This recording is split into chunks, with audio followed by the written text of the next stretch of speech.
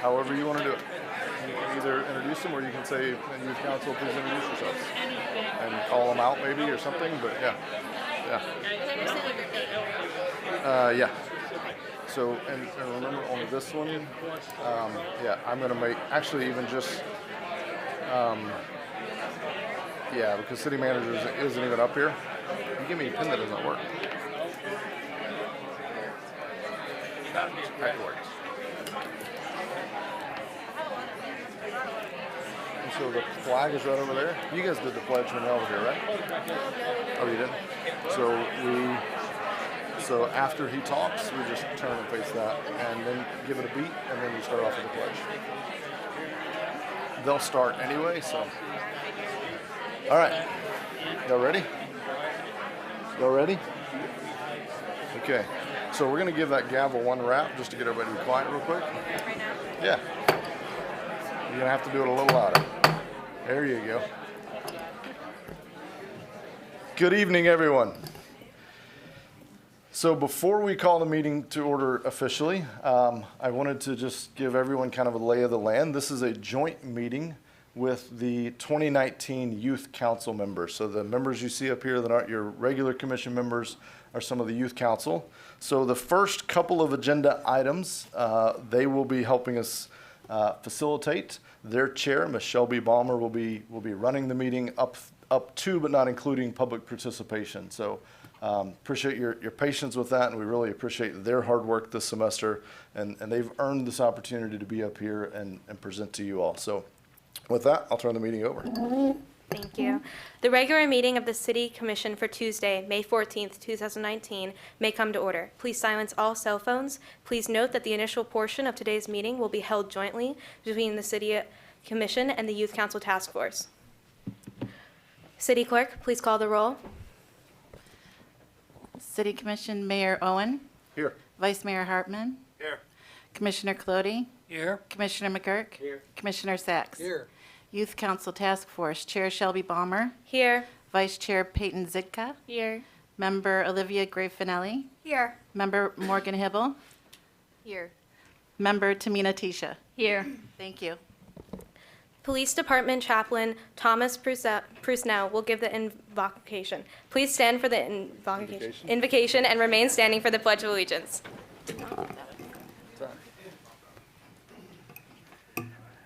This is the day that the Lord has made. We will rejoice and be glad in it.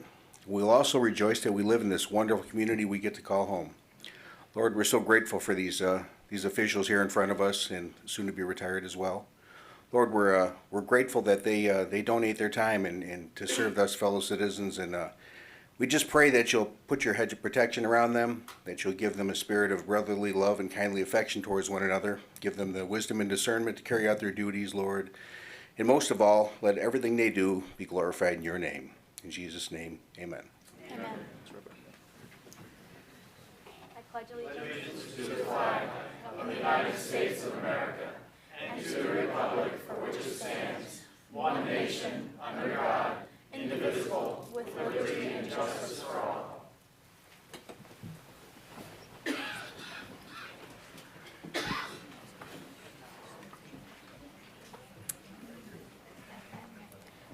Mayor, do you have any changes to the agenda as it was published? Yeah, actually, we do have one change. If the commission has no objections, we're going to bring the city attorney's report up to immediately follow the public participation part of the agenda. Hearing no objections, we'll accept that change. At this time, Mayor Owen would like to make a special presentation.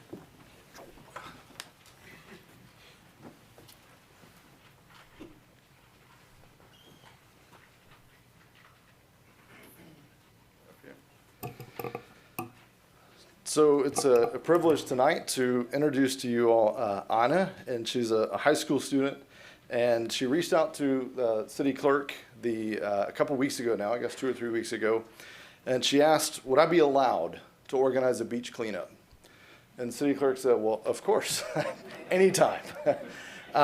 So not only that, but on April 6th it was, organized 21 attendees. her peers and colleagues, 21 attendees who spent 2 hours cleaning up a park. They filled up 3 large trash bags that weighed in at 45 pounds. And I'd like to reiterate, this is coming from them. This wasn't something the commission didn't ask for. This is somebody that's looked around and said, hey, here's an issue with one of my local parks, and I'd like to be a part of changing that. And I know that every day across this community, there's a lot of people who donate their time and energy for causes like that. But it's so exciting for me to see the youth taking that charge on and continuing that great legacy of service that we have here in New Smyrna Beach. So for that effort and for that great service to the community, I wanted to present you with a coin from the city of New Smyrna Beach. This is a challenge coin given out commonly in military. The common way to give it is in a handshake. And it's meant to be when someone is going kind of above and beyond the call of duty. And certainly I think we would all agree you went above and beyond the call of duty. So thank you so much.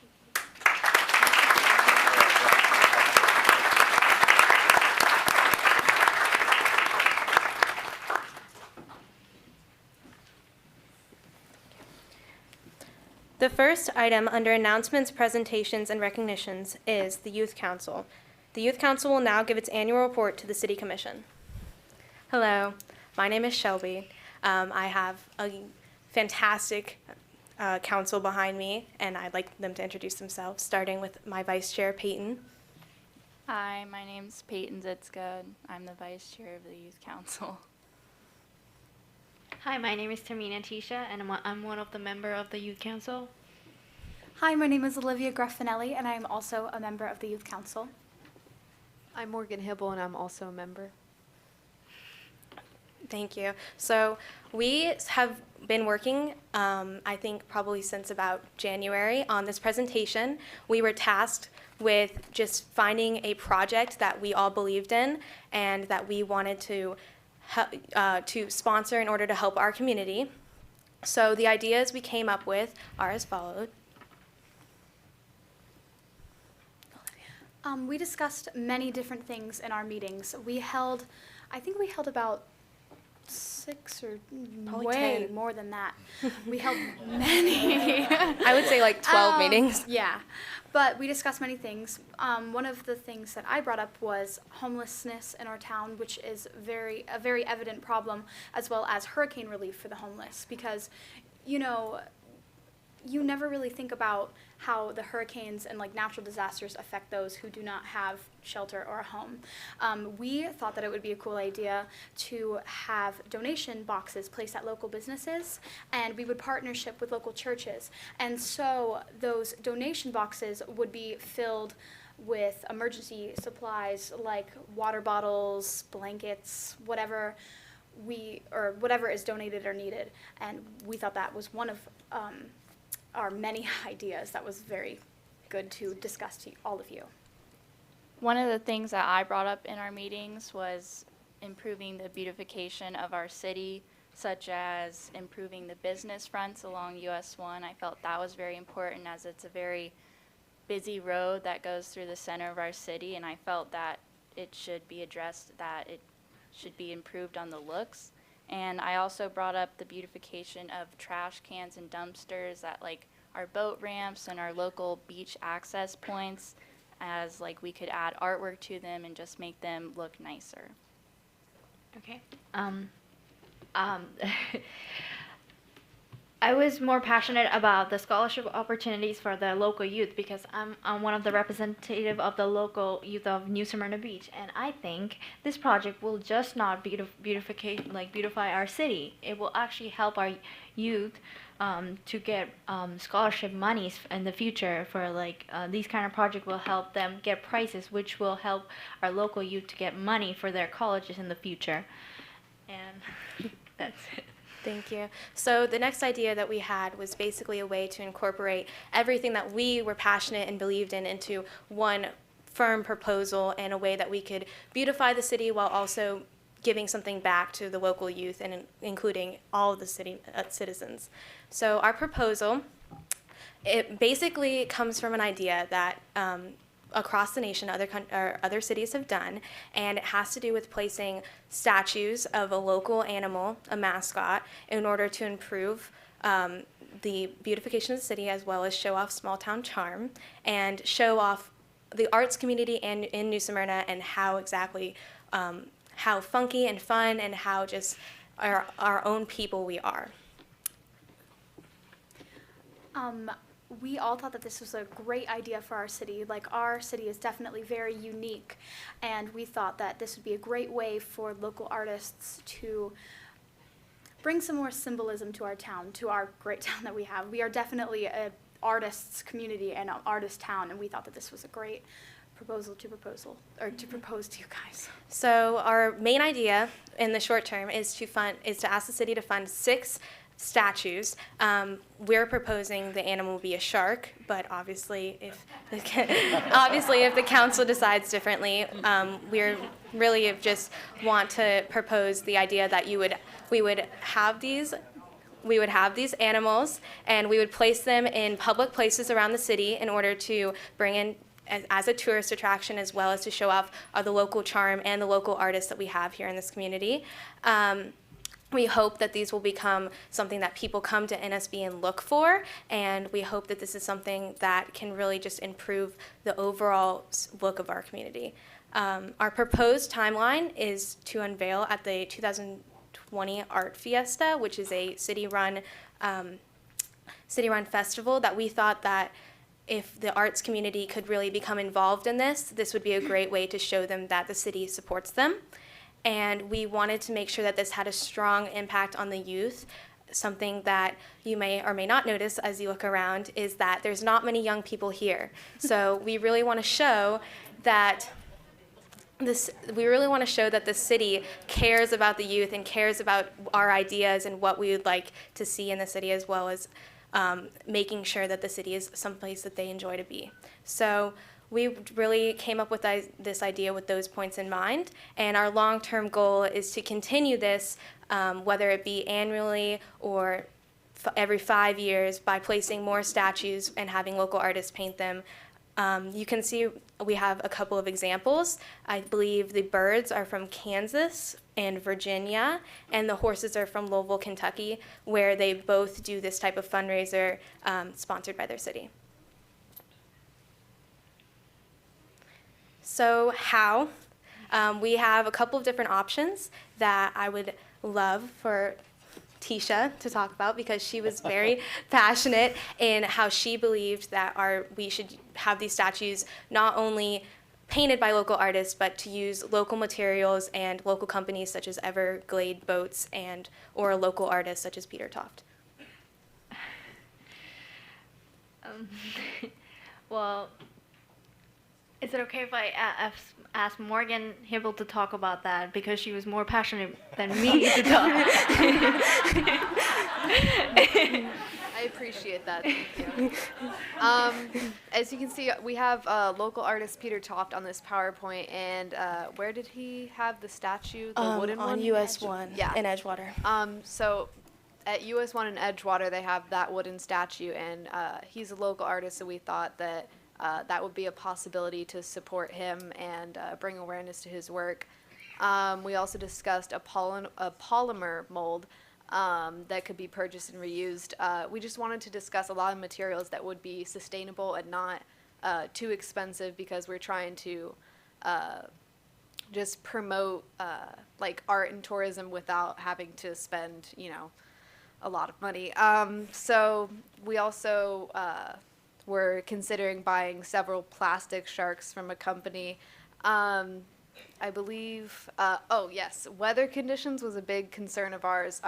So whatever material we choose, we wanted to make sure that there could be a coating that we could place on it to withstand our hurricane force winds that we often have here. Yeah. Yes, we talked about how we want the statues to be long-lasting. We want them to be something that people can come for many years and enjoy in our public areas. So we did research and decide that whatever statue that is actually implemented, we would like to be coated with a car painting plastic coat. It's called acetyl something, and it I cannot pronounce it, but it basically allows that no matter what paint you put under it, acrylic or even some people use like Crayola paint, because of the coating on it, it is not weather worn, which was a huge part of these statues because we don't want to have the city put them out there and have the city invest money in something that won't last.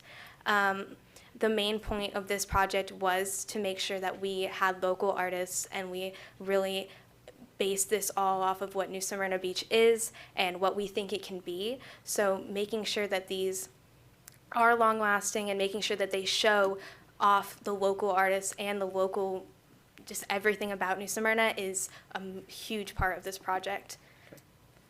May I explain why we chose a shark? Yes. Okay, I know everybody laughed, and I understand why a shark as symbolism for our town would kind of be iffy, but we all as a group personally voted for a shark because we all thought that it was very unique for our town, and it shows once again how unique and how fierce and how great our town is. We took a poll at school, and many students voted for a shark, but I know that's probably not the animal that's going to happen,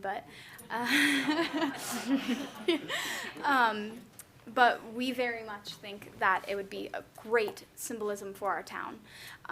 We didn't choose, obviously, a mean shark like a great white. We actually researched sharks that are local to our town and to our lagoon, and if we were to have these statues, it would be of a nurse shark because that is the most prominent local shark that we have in our lagoon.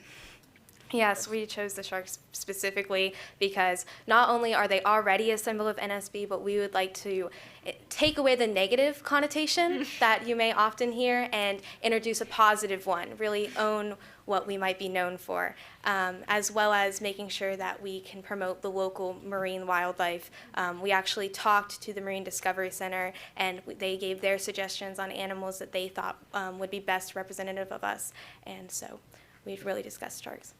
If I may, I am very adamant about the shark. I could honestly talk about how I want it to be the shark for hours. I've ranted about it before. We were very wanting to showcase our very diverse wildlife here. Like Shelby said, we had a representative from the Marine Discovery Center come in and talk about the possibility of having an animal that is native to our lagoon. I think she suggested like turtles and manatees. The reason that we ruled out manatees specifically was that it already kind of belonged to Edgewater, and we definitely want our symbol that these statues are going to be made out of to be very representative of our city. So if we have the manatee, we don't want people to think Edgewater, we want people to think New Smyrna Beach. Yeah. It's okay. We also ruled out a turtle. I think we have a lot of turtles here because of simply like the specifications of the size, because there have to be certain regulations if we're going to be placing it on a business front, because it has to be a certain amount of length away from the sidewalk. But, you know, we picked a shark because the size, and also we thought that it was a good symbol of our city, despite, like Olivia brought up, the negative connotations. I think that we could definitely, attach a positive feeling to it, especially with our very talented local artists could probably make a shark look very nice because they are very talented. And I am very much lobbying for the shark, but if the shark is something that everyone is opposed to, I would like to suggest a dolphin, because a dolphin is of the same size and could probably work well too. Yes. But like I said, when I think New Smyrna, I think sharks. So, yeah. Okay. Are there any questions from the council or comments? I have a comment. I think you guys are passionate about it. You've thought it out, and you're adamant you want a shark. I love the shark. I think we go with the shark. Thank you. Are there any other comments? Yes, I support the shark also. I've never had a problem living in the shark bite capital of the world. Never been a problem at all. But on a serious note, is, what you're proposing is a departure from what most high schools do through their senior class when they graduate. They generally put a plaque out in front of the building, class of so-and-so, had a great time here, or whatever. I go past them all the time when they were at the old high school, and they were just kind of left there. And they really didn't have any purpose. By your idea of placing these throughout the town is a break from that departure, and I think it's a very important and a very positive one. So I support what you say. Thank you. Thank you. Anything else? Yes. I greatly support the shark idea. What I support even more is your tenacity, stick-to-itiveness, never give up attitude. I think we can make the shark fun.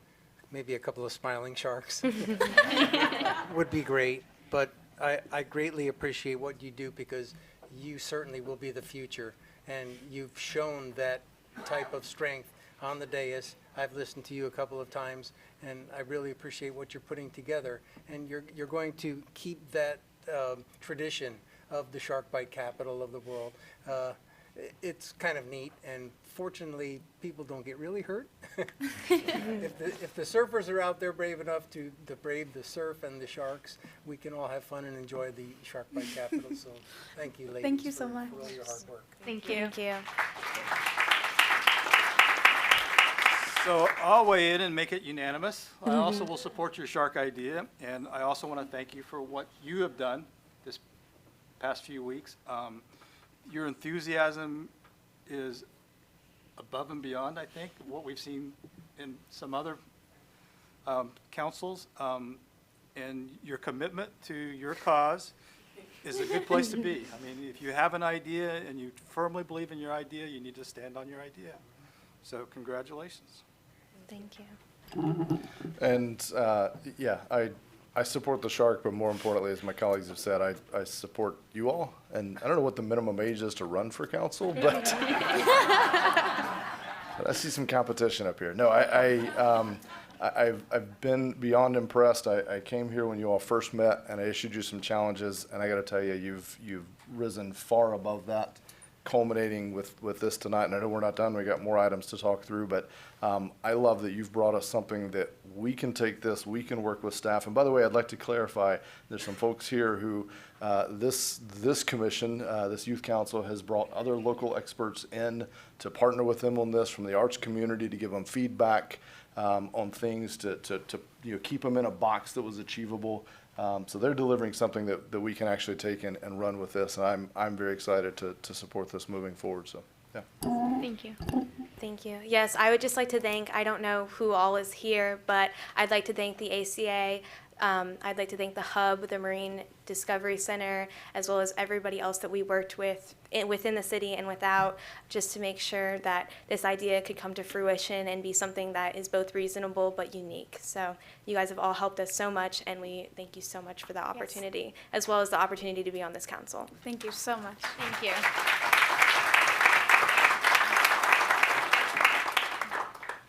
Well, with that finished, the New Smyrna Beach High School SWAT members are here to give a presentation to the City Commission. Will the following members please approach the podium?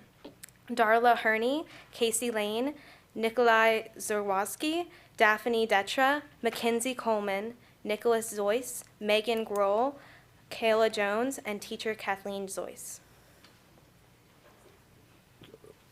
Podium's right there.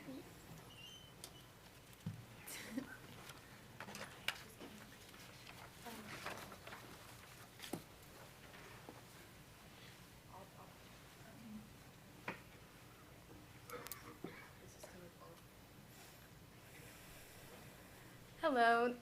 We are members of SWAT, which works with the Medical Academy at the high school. HOSA is our club within the Medical Academy at our school. SWAT works alongside HOSA, which is Students Working Against Tobacco. We raise awareness of the harmful side effects that tobacco has, and we're trying to raise awareness of the epidemic that is e-cigarettes and how so many students we see at school around the community that use them.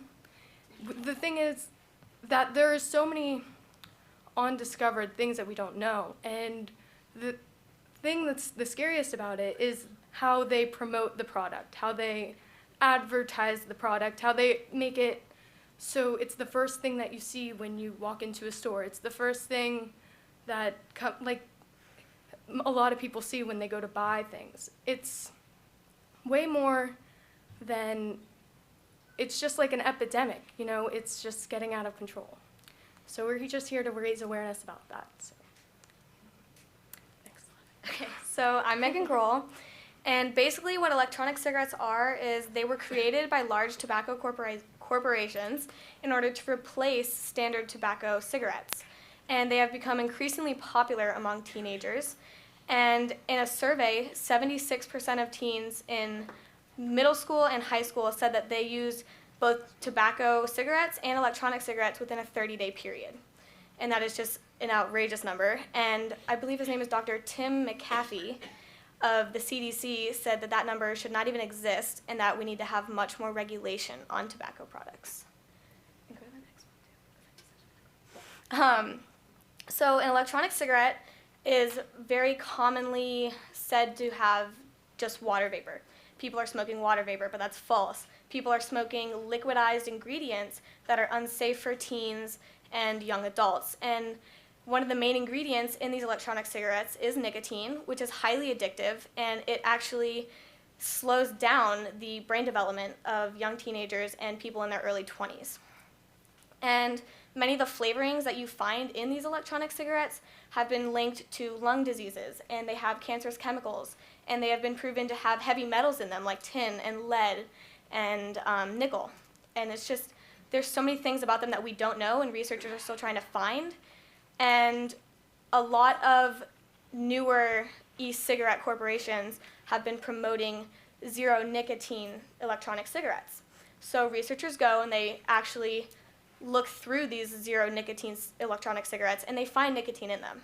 So really just the fact that people don't know what they're buying and they don't know what they're smoking has become a huge problem, and it's actually very scary.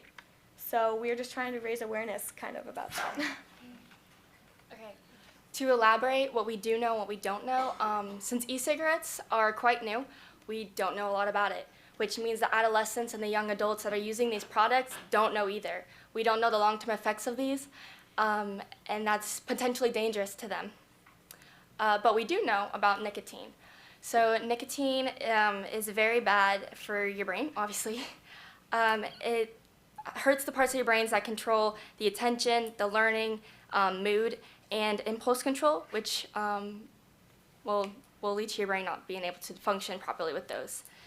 And then it also affects how synapses occur. So when you make a new memory or when you learn a new skill, synapses occur. Now with the usage of nicotine, those synapses can not form properly, which means they can't function properly. And therefore, your synapses will not be able to control properly. So in this slide, we just talk about how that if the tobacco products that are in stores today were introduced to the market, with all of the scientific knowledge that we have, with all the medical advances that we've made, it just wouldn't be sold in stores. It wouldn't be a thing because of all this. But because of all these things that we've discovered, people want to stop smoking cigarettes. That's why the tobacco industry created e-cigarettes, to manipulate people that are just trying to quit to make a replacement. E-cigarettes don't actually, they're not a replacement because they're still harmful to you. They're still addictive, just as addictive. Like, you know, you just, you feel the need to want to go do that. It's very mind controlling. And the fact that the tobacco industry are promoting e-cigarettes that they don't even know what's in them, and they sold us these cancer sticks, why should we trust them? You know?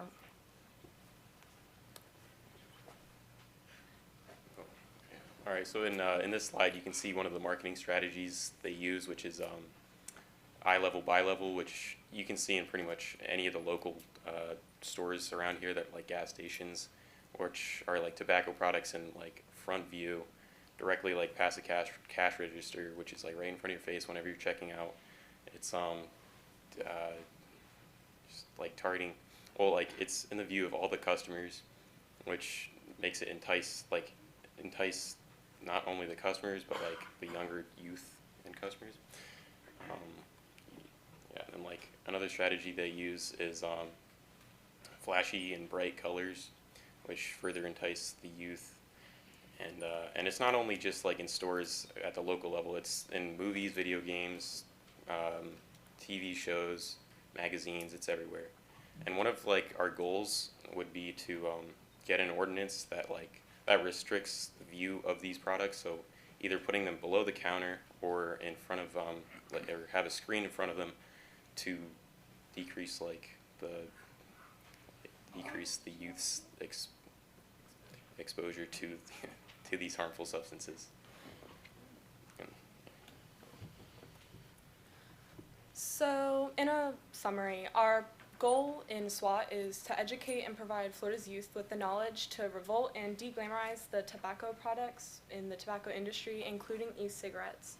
And like he mentioned, like Nikolai mentioned earlier, our what you call our call to action, or our what we're trying to achieve is a screen to try and cover up the cigarette and tobacco products and also e-cigarettes, because, you know, like mentioned, our students at our school, it is an epidemic, and a lot of our peers and youth in not only Florida but all of America is being affected by it, and it's causing harm, like mentioned earlier. Superintendent Mr. Russell at Volusia County Schools worked with SWAT this year and agreed to allow billboards in front of the high school of all the Volusia County high schools to help promote and inform the community of students about the epidemic of tobacco. One of the activities we did as a group, we participated in a beach cleanup, and we were able to join another group of students from the high school and pick up cigarette butts, which are biodegradable, and is harming our marine life and the beauty of our beaches because of students throwing cigarettes butts in adults, and it's just harming our community. Thank you so much. Are there any questions from the council? Commission? Or comments? Are we allowed to say something? Sure. Like you said, like e-cigarettes and e-stuff at school is definitely a problem. Like, you come into the bathroom and you see kids smoking at school, and I wanted to ask you guys, like, what do you guys like think that we should do about it? Because like, I know they're already like banned in school, but like, what's the like, I don't know what schools could do to further. Well, the only thing we can do, the only thing we've been trying to do, is we can't knock it out of people's hands. We can't take it from them. We can't stop them that way. But the only thing we can do is raise awareness about it. We can let people know that they don't even know what they're inhaling into their lungs. They don't know what fluids, they don't know what other chemicals that are going to their brain. Like, so I just feel like what we could do is just maybe make posters by, like, just to promote, like, with just straight facts about e-cigarettes. Like, because there are so many people at our school that just, yeah, That's for it's sure. bad. And also starting from the source, not like she said, we can't just like take it out of the kids' hands, but going from where it's coming from, like at the stores and the gas stations, and starting from there and stopping it before it escalates into the school. Awesome, I totally agree. Are there any other comments? Thank you Yes, so if I much. may. Oh, sorry. As a city commissioner, I strongly support the safety of all of our constituents, especially our youth. If we could, I'm not sure that we could, I would support a movement to restrict or possibly hide, for lack of a better word, those products in convenience stores. Yeah, Like some other products, and some stores have, like Walgreens, have actually not sold cigarettes anymore. I think it was maybe CVS, but one of them has has actually stopped selling them. If they could keep them out of your view, that is something I would support. And I would like the further discussions on our city dais and discuss with staff if there were anything we could do to support your health, which is paramount. So thanks for bringing that forward. Thank you. Yeah, just to echo Commissioner Sachs, thank you all for being here. Thanks for being leaders on your campus. I mean, the first thing we can have is folks like you out there advocating. You're the first line of defense to help educate your peers. They'll listen to you before they'll listen to anybody sitting up here behind this, I'll tell you that. So that's excellent. The fact that you all are taking this big step to be leaders, that's paramount. And then I think the commitment from the commission would be, we'll certainly talk to staff, look at some other options. We'll try to bring this up at some future meeting where we've had a chance to kind of digest it, look at what some other communities have done, look at what we could legally do, and talk with your teachers and others about some options. So, but again, thank you all for being leaders and bringing this to us. So, thank you all. Thank you so much. Thank you.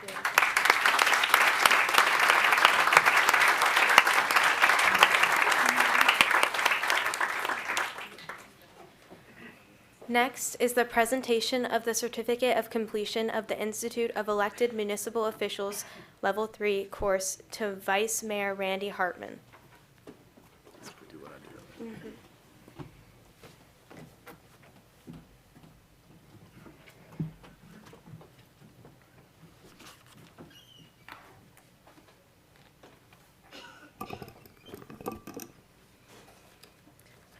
On behalf of the John Scott Daly Florida Institute of Government and the Florida League of Cities, Lynn S.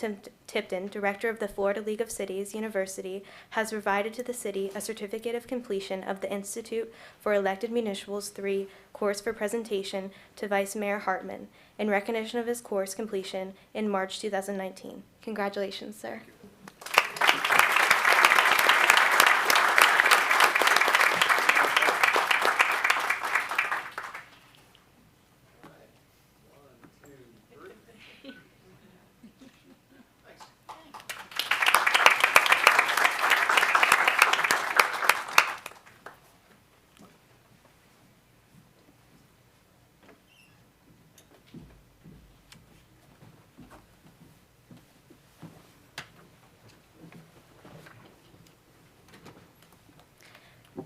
The last presentation is a donation for summer fun scholarships from Nejma's Boutique. Nejma's Boutique. They are present to make a presentation for the city. Youth Council, Mayor, and Commission, it's my privilege to introduce Nejma Peters of Nejma's Boutique. She doesn't want to speak, but she spoke and held a fashion show and had 300 people plus.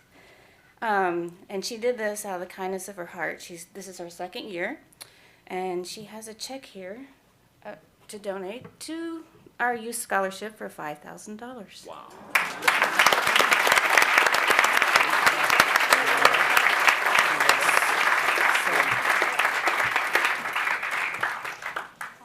Okay.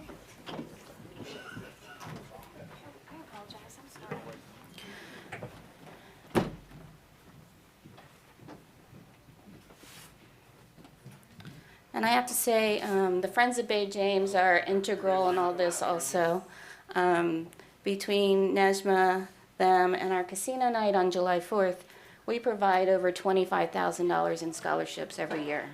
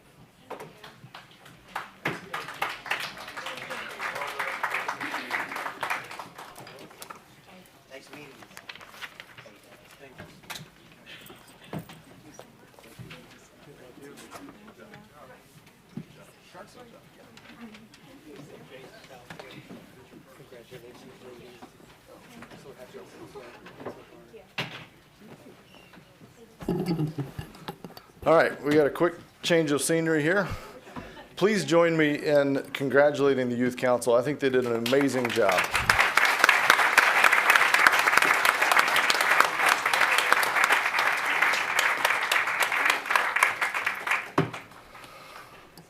Sometimes you worry about the future, and then sometimes you sit through meetings like that and you know we're all going to be okay.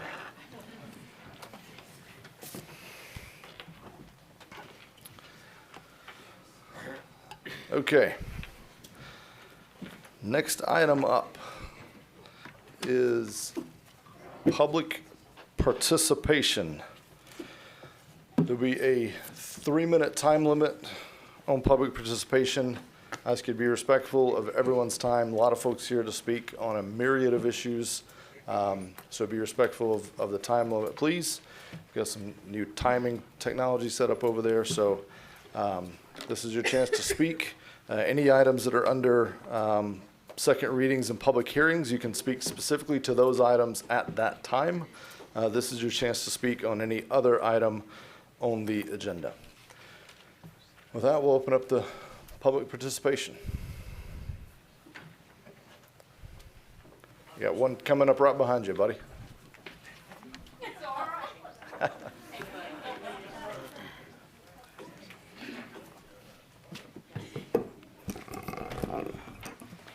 Thank you, Commissioner. Ooh, is that okay? So nice to see you all up there. It's the first time I've been here since Mayor Owen has done this. My name is Charlotte Smith. I live at 116 Turnbull Villas Circle, New Smyrna Beach, and I am here as my capacity as an agent with Exit Real Estate Property Solutions. May I pass out a letter and give it to Johnny, please? Sure.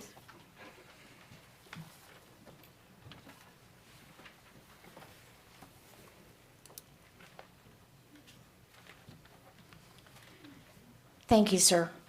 I represent White Development Company, and I have been asked to bring this letter forward that was sent to all of you, the commission, and the mayor back on December 6th, 2018. And this is coincidentally concerning the AOB site, which I noticed that's also on the agenda later for some minor improvements. My company has been working with y'all since 2013 through several RFPs, wanting to purchase the site, even purchase it, build your walkway, and deed the whole acre back to you so that you could own the waterfront and the walkway and so forth. So we'd like to put it on record that we're asking this letter again. We're bringing it forward. We heard nothing, by the way. Nobody even acknowledged that maybe you received it, so hopefully you can see it. And let us know, do you have any plans, any thoughts, or what can we do next? And that's what I'm here for. Excellent. Thank you, Charlotte. So you're not going to answer me? Nobody? The AOB side has been the subject of much discussion. I think, as you mentioned, it's on the agenda again tonight, so I imagine we'll have some discussion then that'll relate to that. So. Okay, well, all I was told was to put it on record that we're asking, so thank you very much. Got it. Thank you.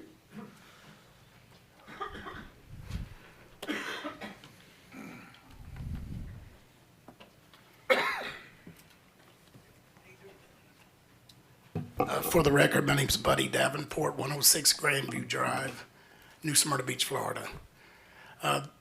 Reason I'm here tonight is obviously to watch the city commission meeting, but what a great job. I was reading the other day about our city manager, and it caught me kind of off guard. And that's hard for me to say, being from the South, that long last name. I'll call her Miss B. But I'm here to share my thoughts after, I was thinking today, 50 years of city managers here. I've been here 45. So Irene Beckman, back that's 50 years ago. And what she's done with the leadership of this community as a city manager, all along with our former mayor, our mayor here, City Commissioner Judy Riker. The last 15 years, the leadership has been so profoundly beautiful. I purposely want to come down and say thank you. I appreciate everything you guys do. I know how hard work it is. I might consider suggestion. We just chose a new, and my constituents here, Jack Holcomb and Lee on the Utilities Commission, we all work hard together. We had a really sound hiring process that was brutal for every one of us that was on there. But we've got the relationship with the city, and thank you, Ms. B, very much. It's come back together. We're all working together, and that's what we need to do. Colin, I can't say enough good things about you, but I'm here tonight just to say thank you. I hope you can support Pam's whatever. I haven't even talked to you about this. I don't even know if you knew I was going to come down here. But whatever's fair is fair, and that lady has earned whatever, and she would be fair to us. So I'm just speaking from Buddy Davenport, my heart and my passion for this city, and I thank you very much. Appreciate it. Thank you, buddy.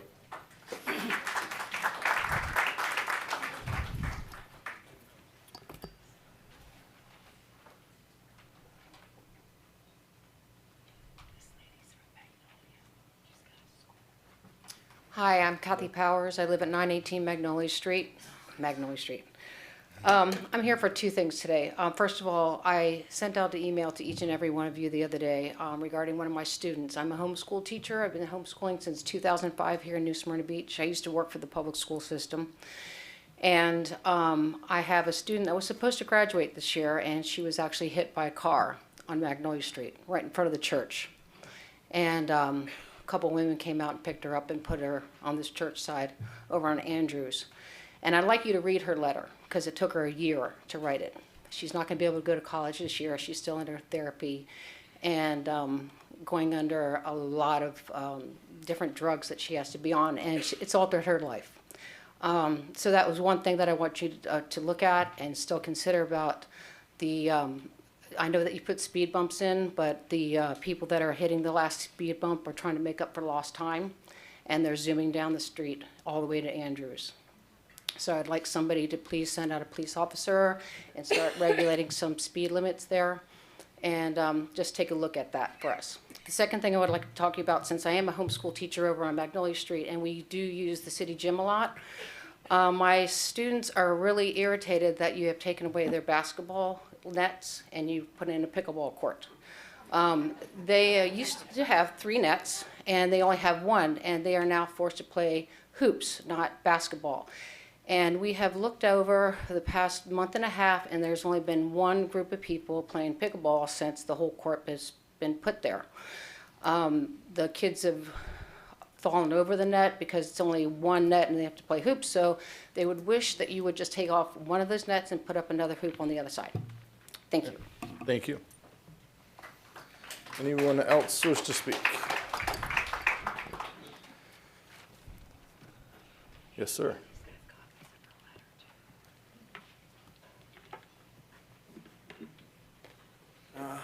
Good evening. My name is Bob Cooper. I live on 114 Via Duomo. And actually, my concern goes back to the meeting prior to which there was a discussion and subsequent vote excuse me, on signs for deaf children. And as the process unfolded itself, of course, the commissioners are allowed their time to talk. The public then speaks, and we're shut down, and then the commissioners talk again and take their vote. But during the time that the commissioner spoke, Mr. Sachs quoted or paraphrased from some report about the numbing effect of signs. And immediately after that, the board took a vote by which the majority voted, I believe, against the deaf children's signs. What I think is this is opening up is Pandora's box. If we agree that there's a numbing effect to signs in general, what does this mean for stop signs? What does this mean for yield signs? Is this an excuse, Mr. Sachs, for if you get cited for rolling through a stop sign that, excuse me, you were numb at that time? Can I use that excuse? So what I would ask is that the commissioner revisit that decision and absolutely rule out that phrase or sentence from some report done somewhere that signs are numbing. Thank you. Thank you. So there's a point. Go ahead. I was just going to say as a point, we actually didn't take a vote on that item, but it failed for lack of a second. But any others wish to speak? But before we go, actually, come ahead, Mayor. I was going to recognize, we do have a couple of folks in the audience that I should recognize. One's coming forward now, former Mayor Sally Mackay. Former Mayor Jim Hathaway is here. Former Mayor Adam Behringer is here. Former Commissioner Judy Riker is here. And if I missed someone else, I apologize. But thank you all for being here tonight. Mayor. Good evening. Good evening. Good evening, Mayor. Good evening, Commissioners. Thank you for this opportunity to let me speak. My name is Sally Mackay. I live at 714 Faulkner Street. I've been living and working in this city since 1973, and I am very proud. I mean, what a meeting. I am very proud to be a member of this community. Okay, being a city manager, I lost my voice tonight, sorry, Pam. Being a city manager cannot be an easy job. Being a newly appointed city manager in a small town that has been battered by a deep recession must undoubtedly be the worst. And being the manager of a city manager in New Smyrna Beach, where the residents have really high standards and strong opinions, must have been an added challenge. Pam Brancasio, to my knowledge, was always up for a challenge. She came to our city in 2009, and she rolled up her sleeves. She and her staff guided New Smyrna out of that terrible recession to where it is now. And it is an amazing city. All the time, I hear people saying, New Smyrna Beach is special. We all have to do what we can to keep it this way. Yes, we do. Thank you, Pam, for the 10 years you've shared with us, for the long hours, for all your hard work and dedication. Richard, my husband, and I extend our best wishes to you and your family. Thank you, Mayor.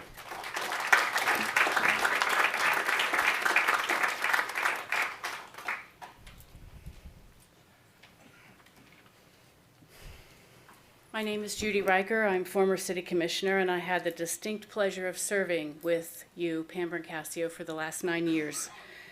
I'm here to give you a few of my thoughts, commissioners, about Pam, our city manager, having worked with her. I found Pam to be direct, straightforward, professional, and honest. She always kept the commissioners in the loop, believed in full disclosure, never played favorites, and warned us of impending issues so that we were not caught off guard. Before I was elected to City Commission, she was the interim manager, and I was impressed with her leadership style, and I said, Pam, you can never leave us. She brought, as Mayor said, the city through the Great Recession. She reduced staff, cut expenses, so the commission could establish a reduction in millage rates for several years, all the time maintaining the 25% reserve. She led the city through updating the CRA master plan, which was key in helping New Smyrna be one of the first cities to recover from the recession. Under her leadership, an outside firm was hired, priorities were established, investments were planted, and that master plan was the foundation of many of the improvements you see today on Flagler Avenue, Canal, Flagler Avenue Boardwalk, the signage and wayfinding that was so desired by the citizens, gateway landscaping, the loop, the hub, and more. And this all brought value to our community and spurred the economy and the businesses and exceeded the economic impact of the CRA investments. And like she always did, she gave the credit back to the commission. As city manager, she consolidated the city offices into one location downtown, freeing up the AOB site for other uses. She led the commission through an interlocal agreement with the county for annexation, which resulted in greater efficiencies for the city, squaring off city boundaries and added tax revenue. Under her leadership, Babe James Center was expanded, Brandon Center was designed and built, Live Oak Cultural Center was finished, and the Old Baptist Church was preserved for City Hall expansion. For all this, she again gave that credit to the commissioners. When folks asked for more of a sense of place and for a voice in their neighborhood, she set out to have staff establish neighborhood councils, parking task forces, the first Citizens Academy, and the crown jewel in 2018, the coastal resilience meetings. She and her staff guided the city through the Central Beach Stormwater Master Plan, Phases 2 and 3, the Islesboro Stormwater Master Plan, repair and replacement of bridges, the new Colony Park Road, which was the first one in 22 years, the trail system, renovations to the golf course, and to the sports complex. So in conclusion, these are only a few of the highlights that I've had time for tonight, but it takes a team, and it takes a good team, and it takes a leader, and it takes a strong leader, one that's well respected in order to achieve so much in short time. She's a leader of her team, and she was a team player with the commission. And Pam, I bring compliments from other city commissioners who have called me and mayors to pass good wishes along to you and to your new ventures. So with her experience and her talent, her boldness and her strength that played a crucial part in our recovery, our growth, and our stability of NSB today, I urge you, Commission, Mayor, and Commission, to please honor her retirement with dignity and grace, approve the separation agreement, and send her on her way to new ventures with love and gratitude. Thank you, Commissioner.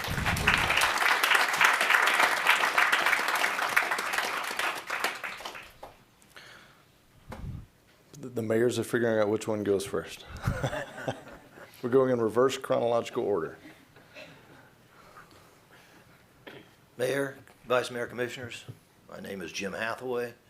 I reside at 58 Cunningham Drive, New Smyrna Beach. When I left my last meeting in November of 2018 after 22 and a half years with this commission, I told you I wouldn't come back. And I haven't, except for one special lady. And Judy has already announced and enunciated all of the things that you have accomplished, Pam. If you can recall back when I was a city commissioner and you were first hired, I perhaps wasn't your favorite.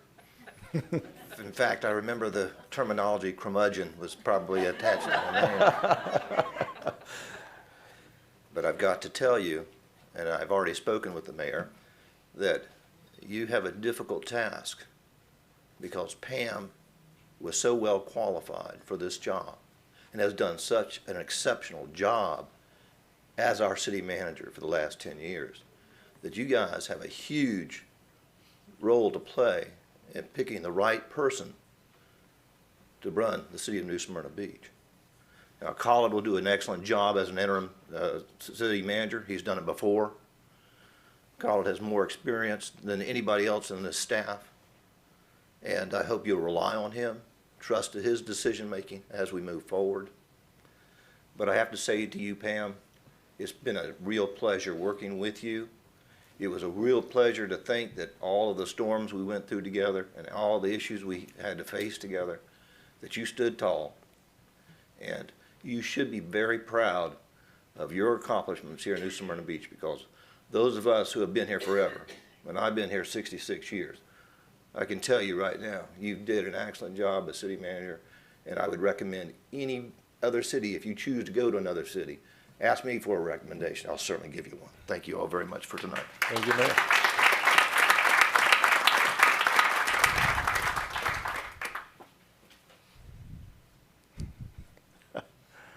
Any others wish to speak? All right. Sure, it's public participation.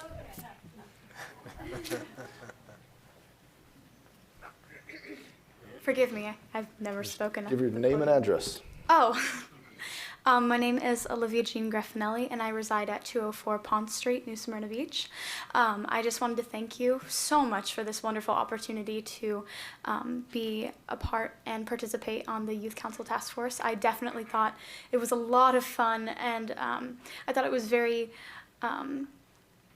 knowledgeable. I know I joined the club at school, and I didn't know what I was expecting. And I am very much appreciative of that opportunity that I was given to come up and speak at the city. Like, wow. But do you make proposals up here? Because I have a proposal, but I don't know if that's like So the way it works.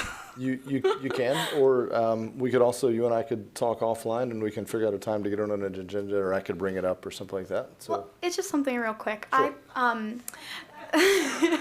Well, I know myself and fellow youth council members were talking about how we would like to start the youth council earlier in the year.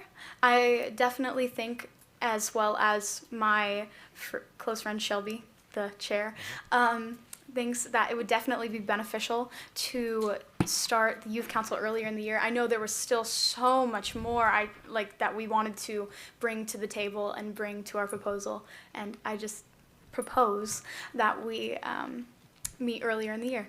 And that's Excellent. all. All right. Thank you. Thank you. And thanks for your time on the Youth Council. Mr. Mayor, Yes. you should have known better. I know. All the passion they had before. I know. You should have never asked that question. Yeah. And they're asking for more. They want to work longer and harder. I don't know if you caught that. Yeah. Okay. If no other public participation, we will close public participation. And we'll move on to the city attorney's report, which we pulled from its normal position, and we will hear that item now. City attorney. Under my report, I have a separation agreement and release from Pam that we've heard about during public comment. I've talked with each of you about the terms of this agreement. As you know, Pam is currently on approved FMLA leave on an intermittent basis. And in order to plan for an orderly transition in management, Pam has moved forward the proposed separation agreement. The only change that has occurred to this agreement since I've spoken with each of you is to Section 9, the attorney fee reimbursement has been amended to provide a cap of $5,000. And at this point, if you all have questions, otherwise. Okay. Thank you, city attorney. I just wanted to make a few comments, and it's hard to build on what's already been said. But you know, Pam joined the city and the New Smyrna Beach community 10 years ago, and she began serving, as was pointed out, in the heart of a recession, not just here locally, but across the nation. We were facing 40% decline in tax revenues. And so in those first few years, you had the daunting task of protecting the critical services and the quality of life of New Smyrna Beach under those harsh conditions. And beginning in those challenging early years and since, New Smyrna Beach has prospered under the 10 years of Pam's time as city manager. So it's a long list of things I could go through. Commissioner Riker touched on many of them. But in the past 10 years, Pam's been a part of 25 million, probably over 25 million in desperately needed stormwater projects, at least two new city beach parks, Esther and Clancy, the Live Oak Cultural Center, supported the hub and the Canal Street revitalization, the new Swoop boat ramp that recently opened, 2 new fire stations, Jake. They don't have lights yet, but we're getting there. We're working on it. That's not Pam's fault that they don't. Millions in infrastructure investments in historical West Side, millions in infrastructure investments. The 2019 Coastal Community Resiliency Program that was mentioned, this is a big one, this is a quiet thing, but built relationships in multiple agencies, county, state, federal, that led to millions in grant fundings. And built a strong team. And I see many of them here tonight, and she'd be the first to give them much credit for every accomplishment, as she always did. You know, a quote from the letter that she wrote to the commission says, "Public service is a noble calling, and as an idealist at heart, I believe that each of us make a difference in our communities every day." And certainly I believe Pam made a difference, in the crowd here tonight, I think, is a testimony to that. So to the commission, I know that I've spent much time talking through this item with Pam and our attorneys. I'm sure each of you have. Of course, we haven't been able to discuss it among ourselves, but I will tell you, in my experience, I think the agreement that's in place is extremely fair for all parties and gives us time to make a smooth transition to find that next leader of New Smyrna Beach. So with that, I'd consider a motion authorizing me to execute the agreement as presented by the city attorney on behalf of the city. Mayor, it is with my honor and regret that I make a motion to accept the city manager's severance agreement. Second. Okay. Any other comments on this item? Yeah, I'd just like to make one comment. I've not always agreed with what the governing body did in the past, as they know. I often have disagreed with our manager. However, I truly believe that everybody in that category really worked with the truest belief they were doing the best for New Smyrna. And they did at the time. They carried forth the desires of the public. So I thank them all, as well as Pam, for that. We are in the process of changing some of our focus. Our national focus has also changed. So we're going to continue. New Smyrna is here long before any of us were here, and it'll be long after it. And we can only hope to do good in our part. Thank you. Mr. Mayor, may I? Sure.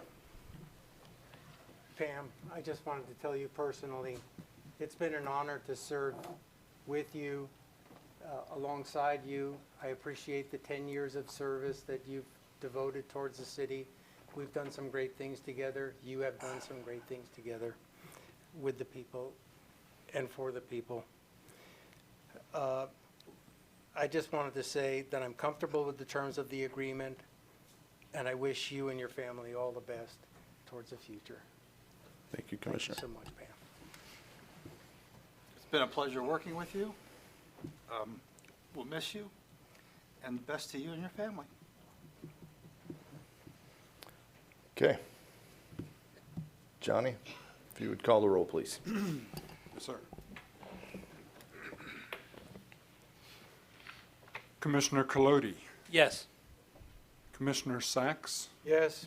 Commissioner McGurk, Yes. Vice Mayor Hartman, Yes. Mayor Owen. Yes. If you would please join me in congratulating Pam on 10 years of service and thanking her for her efforts. And with that, we'll take a brief recess.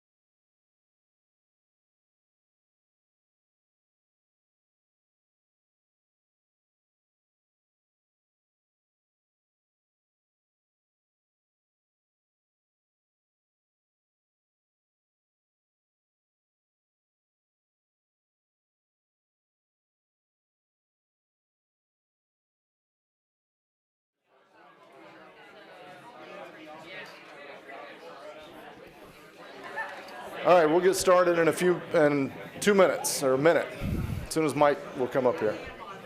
Hey,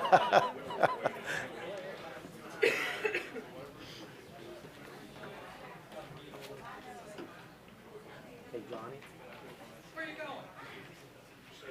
Marvel does not want to be considered.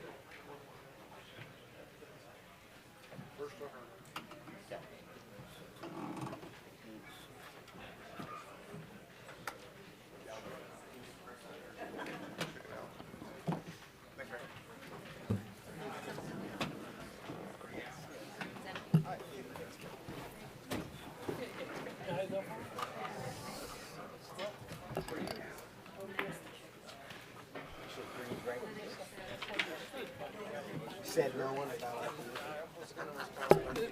I said we should breeze right through this. He says no one of our commissioners. So Pam said, she's like, y'all get out there early. I'm like, have you read our commission? She said, it's a light agenda. I'm like, yeah, okay. Take that and hit that. All right. I see you push that button when I talk. I thought about it at one point. All right. We will call the meeting back to order. We are on the consent agenda. Item number 6, 12 items. Does anyone wish to pull anything? We'll start with the Vice Mayor. Nothing. Commissioner McGurk. No, Mayor. Commissioner Sachs, consent agenda, pulling anything? I don't think I have anything, Mr. Mayor. Thank you. Okay, Commissioner Colodi. G. G. Okay. With that, do I have a motion to approve the consent agenda 11 items A through L excluding G? So moved. Second. City Clerk. Commissioner Sachs. Yes. Commissioner McGurk. Yes. Vice Mayor Hartman. Yes. Commissioner Colodi. Yes. Mayor Owen. Yes. Commissioner Colodi, item G. This is a program that's tied in with the federal government and FEMA, and this firm has been working for quite a while on this, and I've heard any number of stories about changing requirements, changing conditions, and additional data requested, and I think it's important to continue with the same firm that started it. However, I question the cost estimate. I believe it's very high, and I'm hoping that our staff will very closely monitor the time and effort being put in, because I believe with the base data that they have, it should be done cheaper. Okay. Commissioner Colodi, we have been working with Pegasus since right after the hurricane. What they have in terms of the amount of effort that they put into the grant application, having the public meetings and talking to the residents and talking to the state and FEMA, it takes quite a bit in all the studies that they have to do. So I could assure you that whatever they have in this contract, it's well went through the staff between engineering and myself as well. Okay. Do I have a motion to approve item G? Commissioner Colodi. So move. Okay. Second. Johnny. Commissioner McGurk. Yes. Vice Mayor Hartman. Yes. Commissioner Colodi. No. Commissioner Sachs. Yes. Mayor Owen. Yes. All right, item 7A, the AOB site improvements conceptual plan. Assistant City Manager or staff, do you have a report? Hey, Michelle. Hello. Michelle Valance, Capital Projects Manager for the city. At a prior meeting, the City Commission encouraged staff to look at doing a minor improvement project to the AOB site, the area specifically to the south along the water's edge where boat trailer parking does not occur. Currently on site, there's a dilapidated shade structure that I would argue does or does not provide shade, but the Marine Discovery Center utilizes that for their summer camps. Staff proposes replacing that shade structure, relocating it slightly to the east, giving that a better place for the Marine Discovery Center to host their sessions. And in that area, turning it to more of a grass field, planting some trees, putting more picnic tables in the area, bringing some benches, bringing again that view back to the water and for public use. Also, we would do some parking improvements. Currently, they park in the grass area, but there is asphalt on the other side of the site. So formalizing that existing asphalt, striping it, creating an edge, and forcing the parking on that side is a little bit of what the staff had suggested, but we are open to any ideas you may have. We gave you a blank site plan, so I'd love to hear any other items you'd love to see on site. Okay. Questions or comments from the commission? Yes, Commissioner Colodi. I've looked at the plan. I like the plan. I would just like to see, even though we have not approved a use for that site, a permanent use for that site, we do have a preliminary plan that was worked up by the staff. And I think that if we do proceed on a permanent basis with that, I would like to just make sure that everything we're doing now will fit with that plan. So if you have to err on the side of moving the shade thing a little farther over to meet that plan, I would like to see that done. Okay. There's an awful lot of land set out there for the boat parking. I would like to see that reduced, but being that this is a temporary plan, I can certainly live with it, and I hope we're following through this commission with a final decision as to exactly what we're going to do on that property. I know we've talked about it, but we really have to finalize those discussions, especially in light of the public comments we heard earlier. Yep. Thank you. Thank you. I heard Commissioner McGurk next. Thank you, Mayor. I guess I want to also echo what Commissioner Colodi said in the context that we do not know what we're going to do at this site yet. I do not want to, two things, spend a lot of money on something that may not be permanent. And number two, I don't want to take any grant money that it then encumbers or ties our hands in the future about what we can and can't do with the property. So I certainly have no problem with whatever's proposed, but those are the two criteria that I want to put on the record that we pay attention to. Thank you, Mayor. Thank you. Other comments, Vice Mayor? On the site plan that you gave us, there indicates that there is a fence there with a gate and stuff? There is a fence, there's no gate. We had concrete barriers, Okay. also trying to be a barricade to vehicles. The plan would be to remove those, clean it up, put more white fencing that again is Okay. in a temporary state. If we need to remove it in the future, we can. Thank you. Yep. Mr. Mayor, a question and a comment?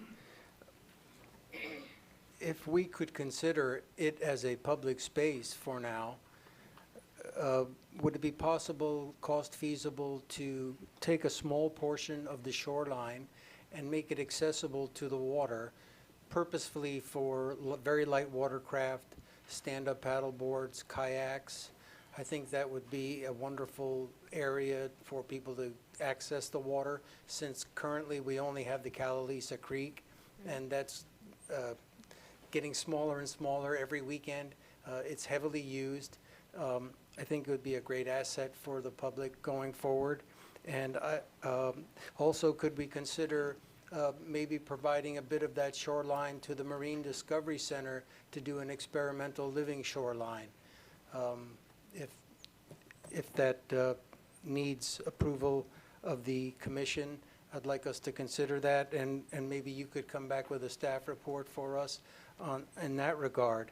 And also for my colleagues to consider, I won't make the motion again, but please consider going forward, that I'd like to see the designation changed from, I think it's city marina, to recreation. That would be my thought for that property going forward. And I know everybody's tentative on that site now, but I think I'd like us to think about that. I think to Commissioner Colodi's point, I think it's critical, and Kyle, if you can make a note, I think we do have to get to a point where we'll reach a conclusion and we telegraph our position and say what we're going to do with that, and that would be the time to kind of toss that into the mix as one of the short or long-term options. So, thank you, Michelle. Okay. Michelle, I'm scrolling furiously here, but just remind me, I know it's in the package, but just remind me kind of what we're talking for an aggregate cost for what staff has recommended. Sure, so the goal would be to keep it under 50,000, between maintenance ops' efforts, you know, they have to buy supplies as well, but the shade structure was included in the proposal. The total cost for foundations, columns, and the sale and installation is $12,938. Okay. That's the brunt of the things we'd be buying. Everything else would be self-performed. Okay. Sod, trees, picnic tables. And to Commissioner McGurk's point, knowing we don't know exactly what this is gonna be, most of that would be, we could harvest, I mean, like the shade structures, we could repurpose if we did something completely different. We wouldn't lose all of that 50K. Sure, I believe. Most of it's landscaping, though, I would say, and concrete picnic tables. You know, we can Yeah. reuse the picnic tables, we Yeah. can move the benches, The any trees trash we can use cans. from our tree pool that we. Right, and the yeah. trees actually are coming from, correct myself, from the tree mitigation Yeah. fund. Yes. So any other landscaping that we put out there would be more sod-based because it's kind of a dirt field out there. It's Yeah. not very green, if you will, at the moment, because cars are parking everywhere. Yeah. And the concrete stuff would be gone, the concrete barriers? Yes. Yeah. Yep, and we'd put the white vinyl fence in place of that, Yeah. which I Okay. think will dress it up a little more than it is today. Okay. Okay. Any other questions or comments on this item? If not, do I have a motion? I'd like to make the motion Okay, to approve these plans as minor presented? revisions and plans. Okay, I have a motion to approve the plans as presented by city staff. Second. Johnny? Vice Mayor Hartman, Yes. Commissioner Colodi, Yes. Commissioner Sacks, Yes. Commissioner McGurk, Yes. Mayor Owen. Yes. All right, thank you, Michelle. Appreciate your hard work on that. Item B, I think that, Mayor, if I yeah, we need to pull this item. please. Yeah, we had city staff down in the audience when we did that, so they couldn't chime in. So we're pulling item B from the agenda. You need a motion, Mayor? I don't think so. Well, the bid is over 60 days, and the airport manager received a notice from the contractor that they're not honoring the subcontractor not honoring the bids, so we might have to go out to rebid on that. Okay, I have a city attorney, do we need to? Just pulled okay. is fine. Yeah, thank you. Item C, related to a parking issue. We talked about it at a previous meeting. Khaled, do you have a report on that? Yeah, Mayor, if you recall, we discussed this item at the last meeting. This is the sidewalk along the service road, along the North Causeway, in front of the bowling alley and Merck's. We have recommended at the last meeting for the sidewalk to be removed, even though we would like to keep the sidewalk, but I think we're giving the wrong signals. If we keep the sidewalk and somebody park on it, they don't get a ticket, but then if they park over the sidewalk on the beach side, they get a ticket. But in the meantime, I mentioned to you that I will be talking to the owners of the bowling alley and Merck's. I did last week. I talked to both of them and to see if they could maybe joint effort between both of them. If they could put asphalt between the sidewalk and the edge of pavement and make that as a parking area. And then also Commissioner Colodi have suggested that if we do that, we need to make that connection back to the North Causeway sidewalk so you have somebody that they could walk. This sidewalk, according to what I heard from staff and people, that it's not heavily used and they need the parking in that area. I think one of the owners for Merck's in here, so I don't know if they have communicated with the bowling alley or not, but if you don't mind. Sure. Yep, yeah, come up and give us your name and address, please. Hello, Bob Colvin, 105 Rio Del Mar, New Smyrna Beach, Florida. I wasn't here for the first meeting, I was out of the state, but yeah, we've agreed basically to go ahead and pave that with tar as needed and, grade it first and have it, look nice and fit in and put the lines for parking and everything. And if you needed to come up to the other sidewalk, which there's roads on both sides, and then there's a sidewalk closer to the road that was put in 6 or 7 years ago. This just sits parallel to it on the other side of the drainage ditch. And people have been parking there since the new sidewalk went in. So basically, it's obsolete for that sidewalk to be there. So that's why we were trying to utilize it as we've been for the last 6, 7 years. But we will do whatever you need us to do. I mean, we'll pave it and we've already have talked to the bowling alley, and they're happy with it too. And Mayor, if they decided to do that, we need to bring you back a license agreement because they are utilizing the right-of-way for parking. Okay. Any questions of staff?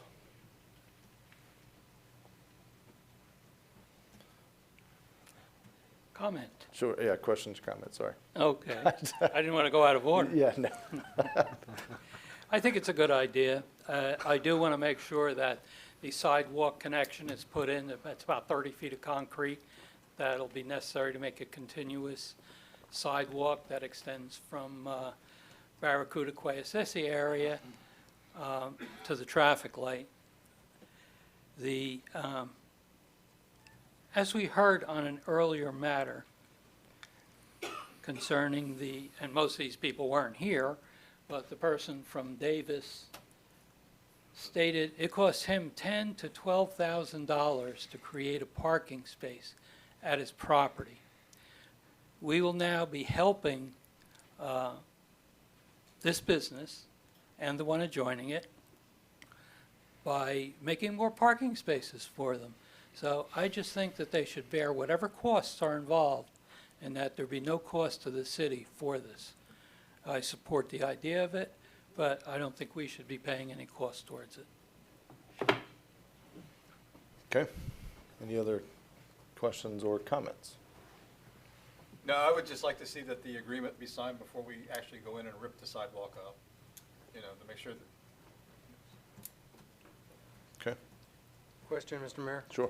Will there be any impingement on the drainage ditch? Will there be any what? Impingement or encroachment on the It drainage should not, ditch? because you have the berm from the retention area and the parking is actually lower, so it shouldn't be any impediment at all. And it won't be any further than the existing sidewalk, right? And it won't would going be any. just right between whatever they park right now. Yeah. Okay. Any other comments or questions? I think staff has brought a solution that, as Khaled points out, kind of solves an inconsistency that puts our officers in an awkward spot, has at least in recent history. And so I think this is a workable agreement. So to have a motion to accept staff's recommendation, and just to clarify, we have motion that the city work with the business owners. I guess you'll really be bringing us back in agreement. So, Bring you back in agreement. yeah. So do we really even need a motion, or just, I think you've got Give us the consensus okay to direction, yeah, to bring us back in agreement. You've heard the comments. I think we all agree not bearing the cost, and I think the vice mayor's comments were also well made, so. Okay. All right, item C is complete. Thank you. Thank you. Item D. Oh, that's you. I was wondering where you're going. Starting ducking. Yeah. Good evening, Mike Coughlin, Chief of Police. At the request of the commission, we were asked to look at two things related to parking. One was staffing, and the other was the current status of the fines related to parking in the city of New Smyrna Beach. We'll deal with the fine issue first. What we did is to look at our sister cities around us, Port Orange, Ormond Beach, Mount Dora, DeLand, and Deltona. And what we found was that we're pretty much right in line with most of those except for DeLand and Deltona, which are slightly less than that as what we have. For folks in the audience and at home, what we do is if there's exceeding the time on a parking issue, it's a $20 fine. Most of the fines here in the city are $25, except for if you park in a handicap spot without a handicap placard, then it's $250. So the issue that we've come across is that to park in the city lots at like Flagler Lot and some of the others where it's paid parking, it costs $20 to park in there. That also happens to be the fine if you park in there and you don't have the approval to do so. So there's really, as we say in police world, there's no pain to that. And if you park, and I'm going to use the Flagler Lot because it's the most common one. If you go into the Flagler Lot to park and you're going to go to the beach, when you can't find a space in that lot, which is frequent, then folks will try to park in some of the neighborhoods. So we have neighborhood intrusion, particularly on Jessamine and Columbus and some of the other roads directly around the Flagler Lot area. And when we contact people and say, hey, you can't park here because you're parked closer than 30 feet to a stop sign or by a fire hydrant or whatever, and they say, well, what's the fine there? And we say it's $25. And to them, they'll say, well, just give me the ticket and I'll park here anyway because I can't find a spot in the $20 lot. So really, that's the mentality that we've run across in terms of where we are in parking. As everybody here and at home knows, parking here is a premium. So it's a little bit difficult. What we're seeing now that as the beach is still very popular, that people are, and it's very cheap to come to the beach, people will come here and they have no problems paying the fines to illegally park in the neighborhoods. So that's our research into that, and we look for direction from the commission. Thank you, Chief. Comments, questions? Yes. I did approach the chief on this, and he suggested he come here and get the full commission background on it. I agree completely. It's just common sense. Somebody's going to, for the extra $5, if that's what it is, they're going to park there whether it's legal or not. And then our citizens are the ones who are kind of left holding the bag. I recommend raising those fines. If it costs $20 to park legally, it should cost $35 to park illegally. And I would like to see it raised to that. I did read all the research that was done by the staff regarding the fines in all the other towns, such as DeLand, any number of the inland towns. They don't have beach parking, and they don't have that situation.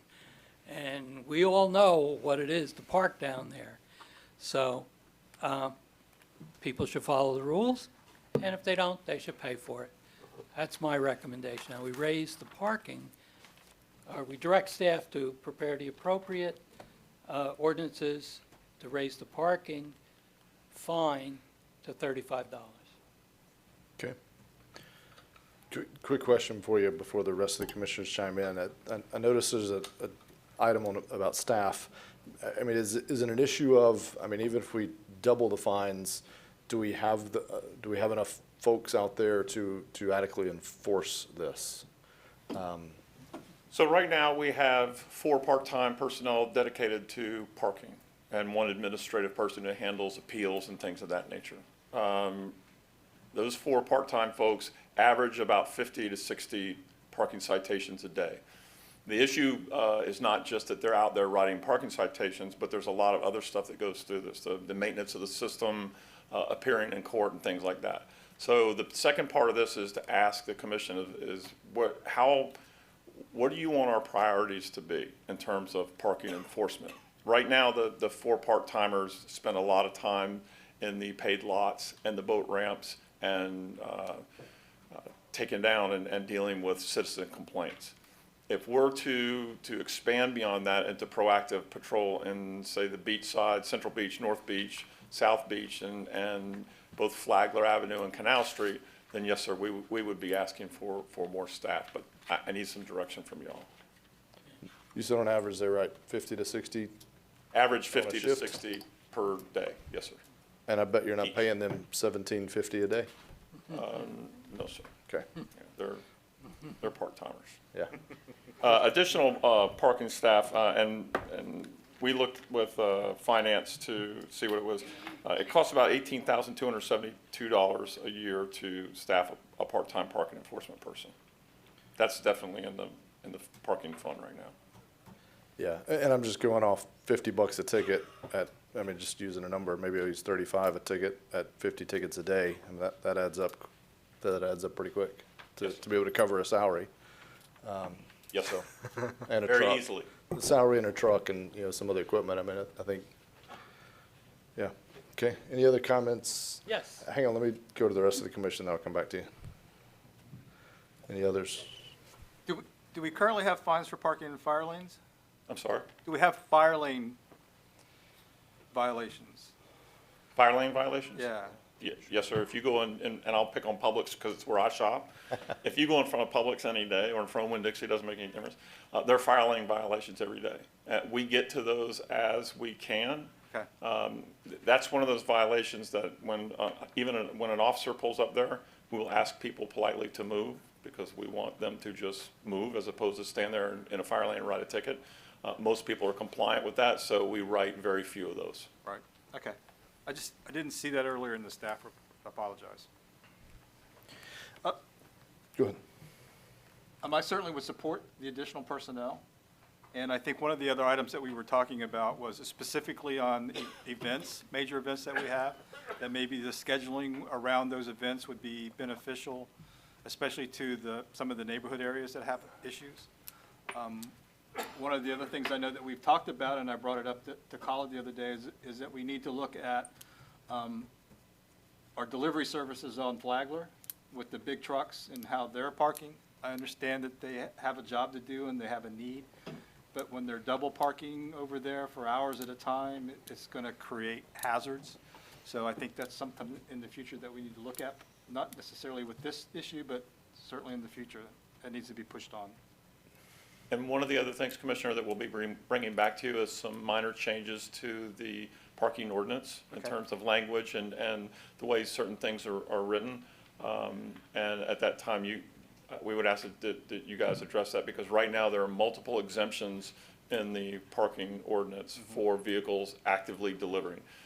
There's multiple exceptions for things such as parking on a sidewalk when you have an active building permit in there. So those are the kind of things that if you guys are interested in that, we would like to clean up at that same time. Thank you. Okay. Commissioner Colodi, I think you had another. Well, yeah, I just wanted to add that when I did hold my town hall meeting, down in that area, in Zone 1, was a major issue, is parking and how the parking spreads into the neighborhood, to the residential areas. And the additional person who will, of course, be sent out at the direction of the chief where to go, hopefully he will spend some time in those areas. And not just in Flagler Avenue, but the other areas. Whenever there's a big event, whenever there's a big collection of people, then we can direct a little more enforcement in those areas. So I would really like to see this move forward. And as to Mr. Hartman, our parking study for Flagler is under review and will be back pretty soon, hopefully within a month or so. I forget the exact time. And yes, we can include those type of issues in that, so we can make a comprehensive change. Thank you. Yeah, because this doesn't, I mean, to that point, this certainly solves some of the residential, the residents' concern and some of the other things, but it actually doesn't solve a parking problem. I mean, the reason they're parking there is because they can't find parking somewhere else. And so we can up the fines and maybe they don't come, and is that good for New Smyrna? Is that bad for New Smyrna? That's a different debate for a different day, but I continue to say we've got to look holistically at this and say, what behavior are we trying to disincentivize and incentivize? This is certainly disincentivizing parking in someone's front yard. I think we all support that. But how do where do we like for them to park, and how do we make sure they do that? And is there a place where we would rather than park? Is there a difference in the time-based tickets versus the place-based tickets, or is that just the same? If I stay for 5 hours in a 4-hour spot, is that the same as if I park in somebody's front yard or in front of a fire hydrant? No, sir. The time violation would be $20, and the parking in a place you're not supposed to would be $25. And do you, I'm sorry to put you on the spot, I should have asked you beforehand, but do you have any sense of, on those time-based tickets, do we write a lot of those or very few of those, or do you have any sense of that? Very few. That's okay. Because it's just not something we're proactively policing, or because we don't have too many offenders? I don't have the people to do that right now. Yeah, that's what I would Between think. the paid lots and the boat ramps, I mean, that keeps if I have one parking personnel person on on staff for a particular day, Yeah. there's zero chance that they're going to get to Canal Street and Flagler Avenue. Because that's very because you got to mark the tires so you know how long they've been there and all that kind of mess. So that's a whole thing. So there's probably a better way to do it now, but it's how I think they do it. It's mark the tires. We will respond to a complaint. We had a complaint the other day at the post office on Flagler. Yeah. And we will respond to that and deal with a particular individual. But as you described, marking tires up and down the street and being able to come back and do that at a certain time, Yeah. it's just labor intensive. Yeah. Okay. That is something though, as we talk about parking, I think I've heard from some merchants on Canal and Flagler, you know, that they have people that they park in front of their shop and then they go to the beach for 4 hours, and that, you know, I think we need to talk about that, not necessarily tonight, but. Correct. Commissioner Mr. Sachs Mayor. hasn't had a chance to speak. Go ahead. Yes, Mr. Mayor, if I may, when I brought up this issue, and I'm sure we all think the same way, our biggest concern is the quality of life for our residents. And when you find people parking illegally in your driveway, more in the yard than in the right-of-way, it is a negative impact to the community. I do not want to be that much onerous or commanding more onerous fine on people, but I do think $35 would be a reasonable fine, and I do support the employment of an additional parking enforcement person.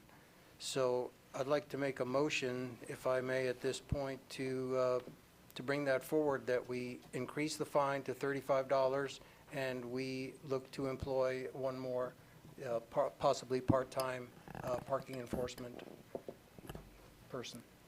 Okay. Before we go with that motion, I just had one other quick question. In your experience with looking at other communities, and I know you looked at like DeLand and some of the inner cities, but if you look at other coastal communities, if you've had a chance, and if not, maybe you could, I mean, how does 35, I mean, that's just 10 more than what we charge now. I don't know if that's the right number. It may be too low, too high. I mean, it's not too high, I don't think, but could we command more than that? What is the rationale for 35 other than it being an increase over 25? I will tell you, I don't know what that pain point is that makes it intolerable for someone to say, I'm just going to take the ticket. My concern is that if you, and it may be just kind of a moving target. Yeah. My concern is if you raise it to something that would absolutely be like $100, then I think it causes us some problems in court where it may be an excessive fine as opposed to other cities, as an example. So is 35 the right number? I have no idea. Okay. Second for discussion. Okay. I'm all for raising the fines. I'm wondering whether or not we've just now we've upped this to adding a additional parking person. We're about to go into budget discussions. I'm a little gun shy about adding on a whole person kind of out of the blue. This person pays for themselves and more. I understand, but that's just raising the issue on whether or not we add that to the agenda of whether or not we simply raise a parking fine. So, I personally would like to see that come up as a separate item, but, you know, it is, doesn't bother me too much. I just wanted to say that. Hold on. All right. I just need one clarification to the motion. So existing, the time-based parking, as Chief pointed out, is $20. The other parking violations are 25, so when you all are talking about 35, is it the 25 goes to 35, and are you leaving the 20 as is? I defer to the motion maker for clarity. My understanding was moving all of those up based on what Chief Coffin said, but Yes, I would support that in the motion. So each one moves to 35? okay. All right, we had a motion and a second. I'm comfortable. I hear you. I don't like bringing budget things kind of out of cycle. Somewhere in the audience, John is cringing, but I do like it when they come with a revenue source, and this one comes with a revenue source. So, Is this a full-time or part-time? All the parking staff is part-time. Yeah. Okay, thank you. I can support it. Okay. If no other discussion, Just a clarification, is this for another half-time position? Another half a man? Yes. As I understand, yes. Thank you. have a person. Sport. All right. We've devolved. John, if you would call the roll, please. Commissioner Colodi, Yes. Commissioner Sacks. Yes. Commissioner McGurk, Yes. Vice Mayor Hartman, Yes. Mayor Owen. Yes. Okay, so item is approved. Thank you, Chief. Good job. Okay, item E, and for clarity, it wasn't noted as such, but this is a quasi-judicial matter. So we'll go through the normal quasi-judicial proceedings. City Attorney, if you would swear in Brian. Do you swear or affirm that the evidence you're about to give will be the truth, the whole truth, and nothing but the truth? I do. Thank you. Okay. Before we get further, if there's been any ex parte communications on this matter, since it is quasi-judicial, now is your chance to disclose those and the substance of those communications. Does anyone have any ex parte communications to disclose on this item? Hearing none. Sorry, Brian. Good evening, Mayor and Commissioners. A brief staff report. This is a, Hang on, I gotta qualify you real quick. If you'll state your educational background. I have a Bachelor's of Science degree in Civil Engineering from the University of Maryland. I have a Master's in Business Administration from the University of Florida. I've Professional, yeah. registered professional engineer in the state of Florida, 24 years of experience in engineering, permitting, design, land development, and public administration of these and related services. Thank you. Any objections to qualifying Mr. Fields as an expert witness in the area of land development? Hearing none, he's determined to be an expert witness. Please. This is a proposed historic tree removal from Ms. Janelle Hernandez at 1421 Palmetto Street for an historic 45-inch live oak tree within a developed single-family residential lot. Just a little bit of background. On April 2nd, the Commission passed a new historic tree ordinance that is effective on June 1st. So this application was submitted prior to the effective date of that new ordinance.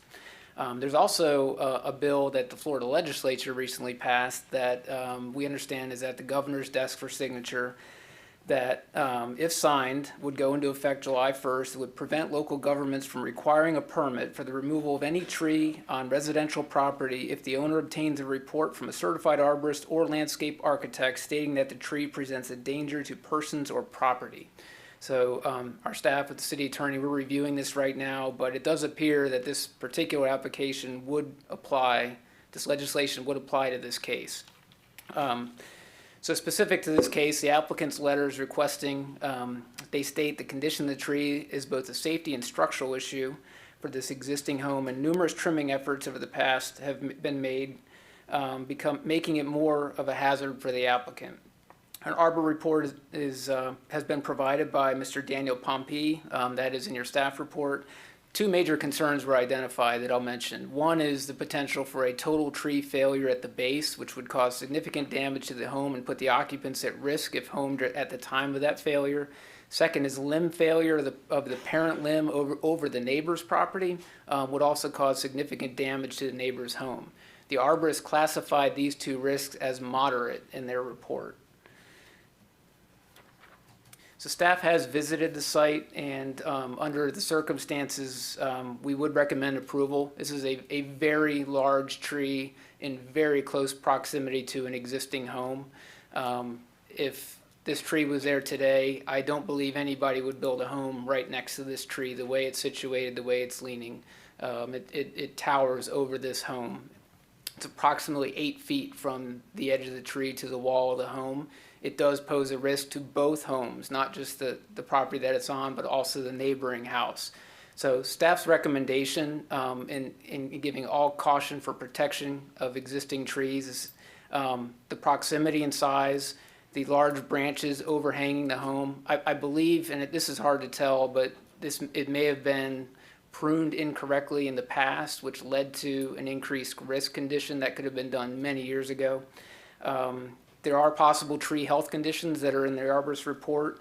The potential severity of the impacts, if the large branches happen to fall in this case, and also the arborist report. And I know we're not applying the new ordinance, but really the new ordinance is just writing down what our practice was in evaluating these conditions. And staff believes that this would qualify for the condition of posing an imminent danger to an existing structure. And Stephanie Doster, our arborist, is here to, she prepared the report and did the evaluation, as well as, I'm not sure if the applicant is here as well. Okay. She is here, All right, I'm sorry. she is here. Okay. We'll hear from you in a minute. You're welcome to come ahead and come forward. So quick clarification. I just want to make sure everyone understood a couple of points that Brian made. Number one is that the ordinance we just passed does not apply to this, but if it were applied, it still would meet those criteria, is what I heard you, That's what I correct. heard you That's say. just for your information. Yep. And then the other was, I'm sure we all followed that legislation coming down from on high, that even no matter the decision made tonight by this body, that could be preempted if the governor signs this bill. So that's just for edification. I'd ask, we all have our opinions on that. We can voice those at other times, but that's just a matter of so everyone knows. Any member of the commission wish to question Mr. Fields on his testimony? Yes, Mr. Mayor. Please. Mr. Fields, does the legislation from on high nullify our historical tree designation and the rules that govern the taking down of those? Defer to Carrie on that probably. The legislation doesn't distinguish between historic, it just talks about trees on residential property posing a threat to property, person or property. So we will have to look at our ordinance if this is signed and figure out what we need to tweak. Okay. Thanks. Any other questions of Mr. Fields? Oh, I had one more. Do you know how old the home is? How long the home has been there, roughly, ballpark? I don't. It's 1951. Okay, thank you. All right. If not, we'll now hear from the applicant or any witnesses that she would choose to present, and you also are going to be sworn in, please. Please state your name. Hi, my name is Janelle Hernandez. Do you swear or affirm that the evidence you're about to give will be the truth, the whole truth, and nothing but the truth? I do. Thank you. Yes. Good evening, Mayor and Council. Nice to meet you. As you just heard from Mr. Fields, I have a large tree near my home that is designated as historic. And since I've lived in the home for 20 years, I've had it trimmed several times. I love my tree. However, it's been hit by lightning. It's damaged and dying. And the main portion of it, unfortunately, is right over my house. My house is tiny. It's under 1,000 square feet. And if it ever fell, it would be crushed. I had some damage to it last summer during a storm, which required repair, and I had it trimmed at that point.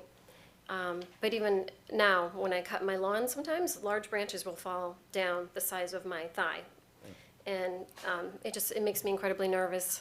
I'm concerned about damage to my property, damage to my life. I, initially didn't want to have to remove the tree, but I just feel that it's in my best interest to do that. Okay. Yeah. Thank you.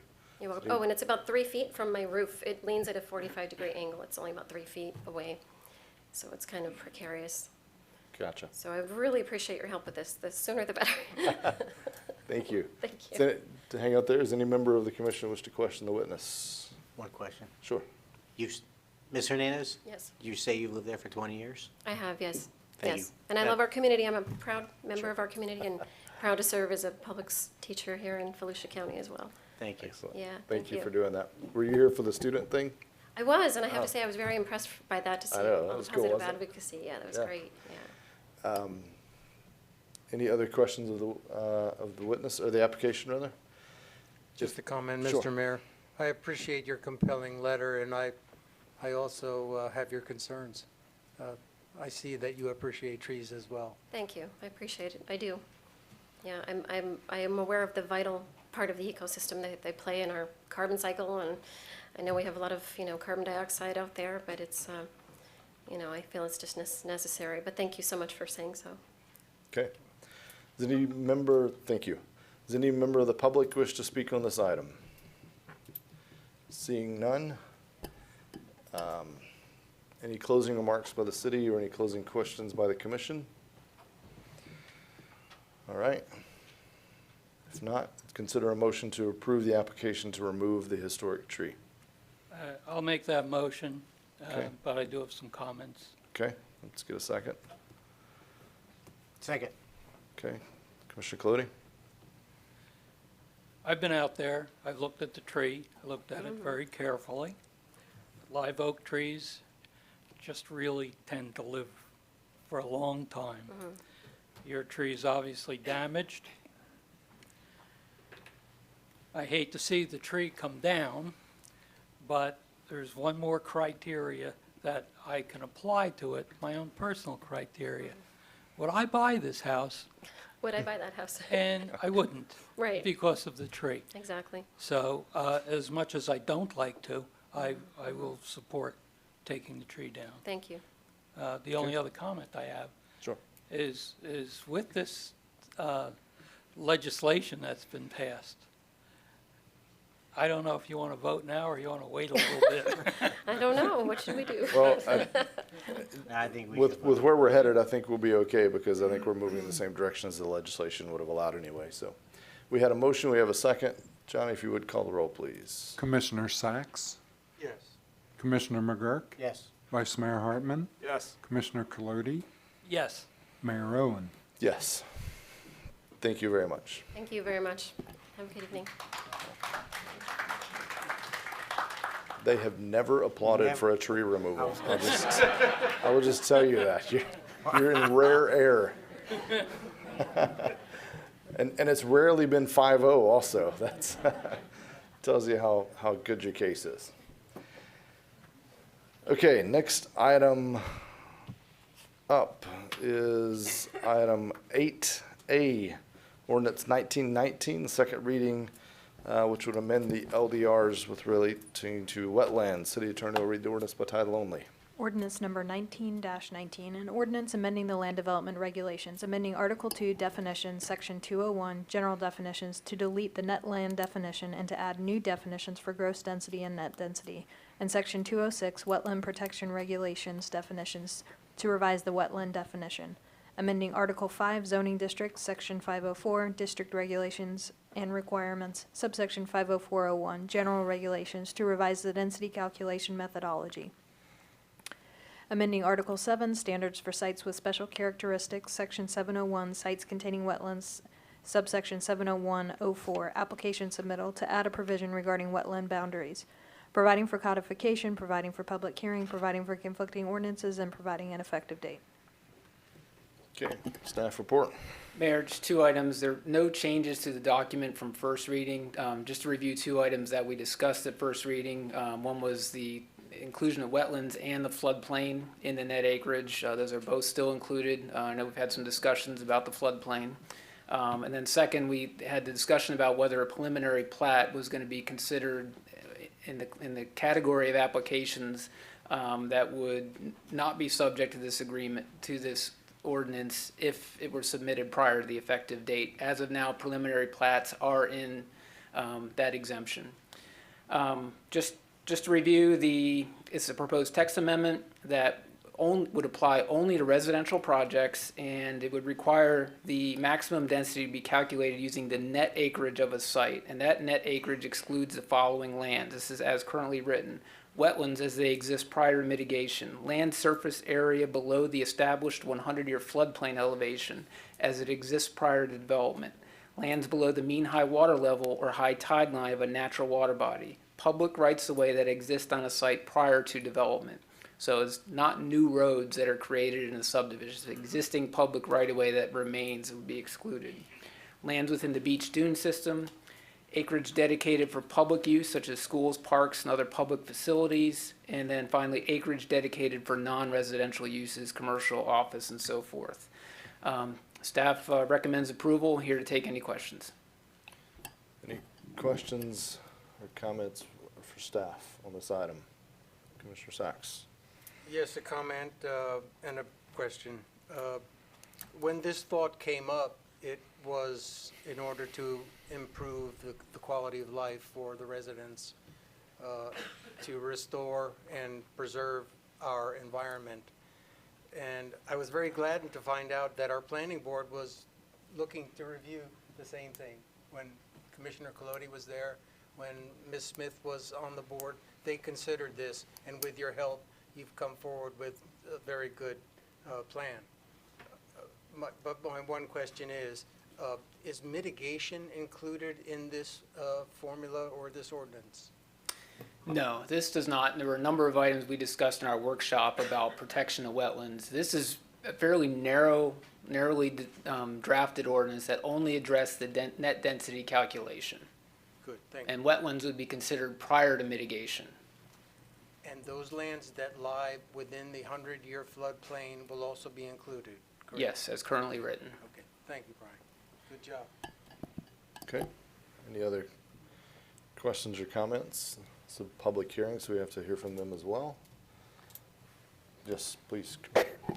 Brian, I have a concern about the property being in the 100-year floodplain. I'm concerned that, I think that sounds good. I'm not sure that that's a really good idea. And I know that the Planning and Zoning Board also had a concern about that. And I believe that they recommended to take that out. Correct. Okay. I just want to clarify that, and I'll go ahead and wait for any further comment, Mayor. Thank you. Okay. Mr. Mayor? Yes. I met with Brian for a couple hours one day to kind of go over this and determine floodplain, flood zone, wetlands and stuff like that. And he did mention to me that wetlands could also be addressed in another ordinance or somewhere else in the LDR. What? I'm sorry, go ahead. Go ahead. I think you mean floodplain. I think Floodplain, the yeah. question was if you excluded the floodplain from this legislation, it doesn't mean that you would be neglecting the floodplain, that a different way and perhaps arguably a better way to address protecting the floodplain would be directly through your floodplain ordinance. And you could set rules there. So staff recommends including it in this legislation. However, it could be addressed later if excluded. So on this particular ordinance, I'd have to go with Commissioner McGurk and want to exclude it for now and maybe address it later. Okay. Let's open the public hearing on this. Does any members of the public wish to speak? We've got one coming up behind you.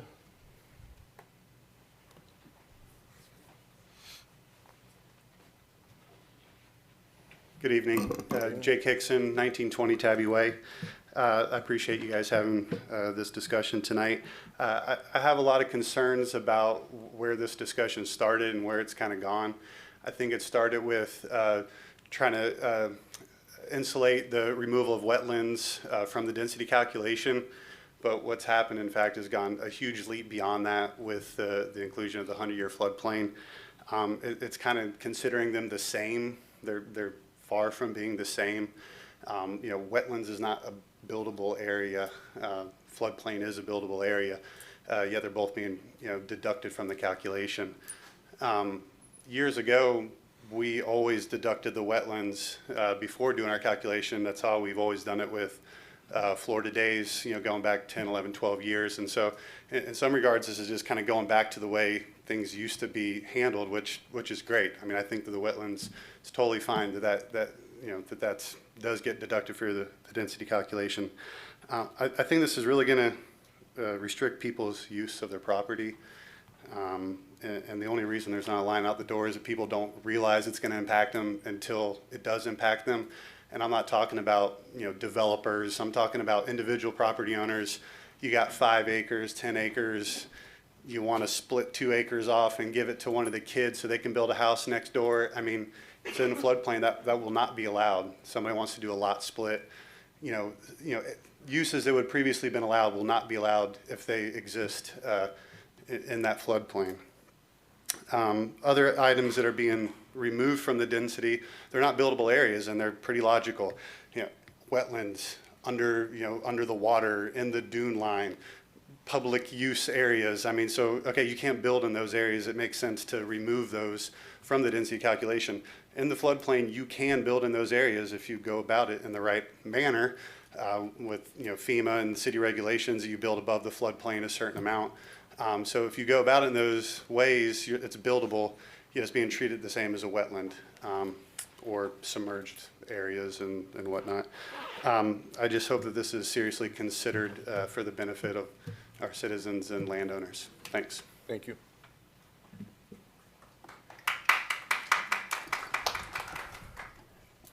Yes, sir.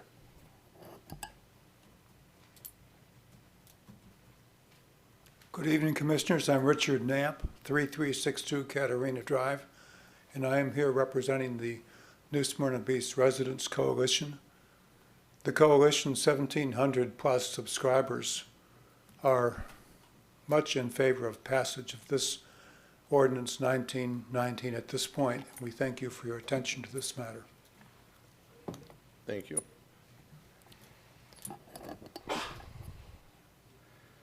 Any others wish to speak? Seeing none, we'll close the public hearing. Any other discussion by the commission? Mayor, I'd like to make a motion. Before that, a comment? Sure. I share the concerns about the floodplain. Whereas this doesn't specifically say you can't build in a floodplain, it does really significantly affect the ability to use a piece of property. I would like to see that addressed elsewhere. Okay. We really don't have any definitions of which floodplain we would accept, which map we would accept. It's a very important issue, but I think it would really infringe upon a lot of property owners' rights. So I would like to see that stricken, and if that's the way the motion is going, I could support it. Okay. Commissioner McGurk, you were about to make a motion. Thank you, Mayor. I'd like to make a motion to approve Ordinance 1919 with the exception of taking out the 100-year floodplain as part of the non-buildable area. Second for discussion. Okay, we have a motion, we have a second. Commissioner Sacks? Just the concern, I understand and heard Mr. Hickson's remarks and do take heed as well. I don't want to infringe upon people's property rights, but we've seen paradigm shifts in our weather patterns, and the 100-year floodplain can now be affected by floods that are much more frequent. And we've seen examples of these type floods in Louisiana and in Texas and Houston. So I am concerned for homes that are built in the floodplain. Perhaps we could make an ordinance out of part of this. But I do think that staff did their due diligence in their consideration of floodplain.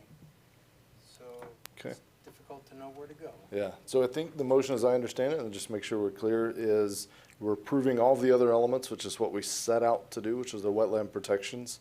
And I think staff's kind of alternative recommendation was there are other ways to address the floodplain, so we're not totally ignoring that, but we can bring that back up and address that specifically to Commissioner Colodey's point after more specific discussion to that item and the various definitions. Are we using FEMA and all those other? I'm not a floodplain map expert, so I think that does merit probably some additional conversation. So I think this is really, it's not ignoring one over the other or prioritizing one over the other. We're just decoupling them so that we can consider them separately is how I understood the motion, and I think I understood the request even from those that spoke. So. Just one more comment. Sure. It's a very important regulation we're putting into because it works towards our quality of life and helping with the protection of our environment. Our wetlands are protected now, but if you allow them to be calculated in density, it makes overdevelopment immediately adjacent to them, which is a problem. Floodplain issue should be addressed. It is more of an engineering issue. I would personally like to see no development in floodplains, but I don't think it's the proper thing for this town. And I do think we recently approved a county plan that had a lot to do with the floodplains. And I think that we do not take that off the table, but we continue when we go with our deeper reviews of the land development regulations. Okay. I think to Commissioner Clody's point, this is still progress, even if it's not as far as we wanted to go, so. Johnny, if you would, we have. I just mo- said, Sure. the other issue that was before us that we discussed last time, is it still in the ordinance? About the plot? The preliminary plat. Is still in? If it was submitted prior to the effective date, it Okay. would be not applicable to the ordinance. Okay. Okay. A question? Yes. Previously, it was made mention about the preliminary plat. A plat was brought forward, or a preliminary site plan. That was not approved, correct? Or it was just presented? Correct. We did some research. There were 2 applications that this would apply to. If it passes tonight, there would be no more if the effective date was very soon. So those are both submitted last year, have not gone through to final. So should we not allow that preliminary since it was not voted on or authorized by staff or the planning board or the commission? It's a policy decision. I think what we said last time was to submit a preliminary plat is you're looking at the existing rules and spending money and preparing plans under those rules and having staff review it, and you're getting your application in, and now the rules are changing on them. And preliminary is pretty far along in the process in terms of a plat. It's not just a sketch on one page that they're sending. It's a substantial application fee. It goes through design review. You need to hire consultants. So that's why we recommended including it. And to be clear, it wasn't that it was not approved, it just hasn't gotten that far in the process, right? It hasn't Correct. been rejected at any point along the way. They started a process, they are at some point in that process, and we're saying we're not gonna put them back to ground zero where they have to start reinvesting at $1. We're gonna allow it to continue. But it hasn't been rejected by this body or any other city staff or anybody else. None of these plats have been rejected. So it's not that it has not been approved, so. I Thanks think for that's the an important clarification. distinction, yeah. It is, yes. Yeah. Because when you get to that point and submit the preliminary plat, you have done all the extensive studies in Yeah, terms of yeah. geotechnical surveying, tree survey, and you paid the fees for the preliminary plat as well, which is $4,000. So the decision was at the last meeting or the meeting before, that if you have done that, you'll be okay in terms of the, not be including in this one. Thank you, Okay. Colin. I recall that. And I would like to add, that's the same formula and format we used for the historic tree ordinance. too. Correct, yeah, So we're being consistent. yes. Fair enough. All right, we had a motion, we had a second. The motion, just for clarity before we vote, was to approve but removing the floodplain language to be addressed by staff in a separate channel. So that was the motion, is approve it as presented with the exception of the floodplain language. We had a motion and a second. Johnny, if you would call the roll. Commissioner McGurk. Yes. Vice Mayor Hartman. Yes. Commissioner Colodi. Yes. Commissioner Sacks. Yes. Mayor Owen. Yes. Thank you, Brian. Good job. Item B, second reading and public hearing of an ordinance which would amend section 4.07 for the police pension plan. City Attorney will read the ordinance by title only. Ordinance number 20-19, an ordinance of the City of New Smyrna Beach, amending the City of New Smyrna Beach Police Officers Retirement Plan, amending Section 4.07 Supplemental Benefit Component for Special Benefits, Chapter 185 Share Accounts, providing for public hearing, providing for severability, providing for conflicting ordinances, and providing an effective date. Thank you. City Staff. Yes, Carol Hargy, Human Resources. This ordinance changes the effective date for the commencement of a supplemental benefit in the police pension plan. The adoption of this ordinance will not have any impact on the funding requirements. It only changes the effective date of when a supplemental benefit would start. Okay. Any questions or comments for staff? Okay, if not, we'll open the public hearing. Any members of the public wish to comment on this item? Seeing none, we'll close the public hearing. Do I have a motion to adopt ordinance 20-19? So moved. Second. No discussion. City Clerk, if you would call the roll, please. Vice Mayor Hartman. Yes. Commissioner Colodi. Yes. Commissioner Sacks. Yes. Commissioner McGurk. Yes. Mayor Owen. Yes. Thank you, Carol. Ordinance 22-19. Conduct the second reading and second and final of 2 required public hearings of an ordinance which would amend the LDR I-1 Light Industrial District by adding assembly. City Attorney will read the ordinance by title only.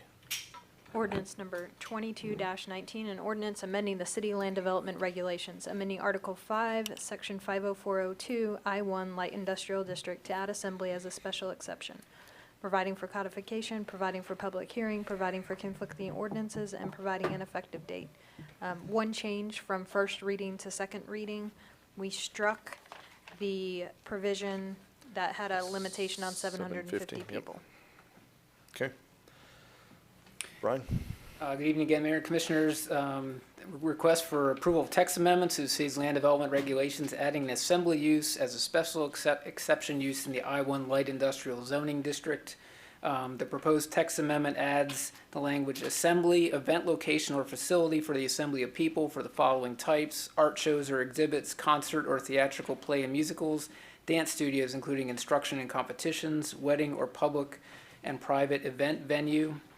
And that would be subject to what was 9 conditions. We struck the first one, so now there are 8 conditions that would have to be met that are listed in your staff report.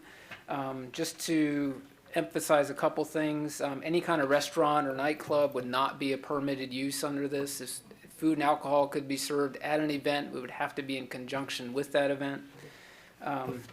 Planning and Zoning Board approved it 3-1 at their April 1st meeting. And again, another point to clarify, this creates a special exception in the I-1. We do not have a lot of properties in the city that are I-1, so the next step for the applicant, which in this case is Mr. McHenry, would be to apply for that special exception, which would again come back to the city planning and zoning and then to the city commission. So there are a couple layers here, a couple of steps for this particular applicant. Staff recommends approval. We're here to take any questions. Thank you. We'll open public hearing on this item. I know there's, sorry, yes. Just wanted one clarification. He mentioned 9 different conditions. In its original format, that's what it looked like. In the revised version, it's actually 5 conditions. And so we struck the ones that are applicable in the code regardless. So if there's any confusion about why the adopted ordinance only has 5 instead of 9, it's because they're covered elsewhere. Okay, thank you for that. So I know there's quite a few folks from the local dance company that was going to speak on this item. So we'll open the public hearing, please. I think they were gracious to appoint 1 spokesperson. So, yeah, go ahead. So we'll give her maybe a little extra time if she needs it, but I know she represents. I'm watching that timer right there. All right, but. I'm Jean Barger. I live at 913 Palmetto Street, which is about a block from the barn. And I just want to say that one of the reasons I moved to this community was because of the support of the arts and culture and the small town charm. When I first drove onto Palmetto Street to look at the house before I purchased it a year and a half ago, the first thing I saw was the Utilities Commission building, and I thought, wow, that looks like a great filming location for a horror movie. Do I want to buy in this neighborhood? And then I saw the barn, and I thought, that looks like a great venue for music, concerts, dance. I didn't know what the barn was. It looked abandoned. And I just want to say that as a resident on that street, I'm thrilled with the improvement that it will bring not only to my street, that district.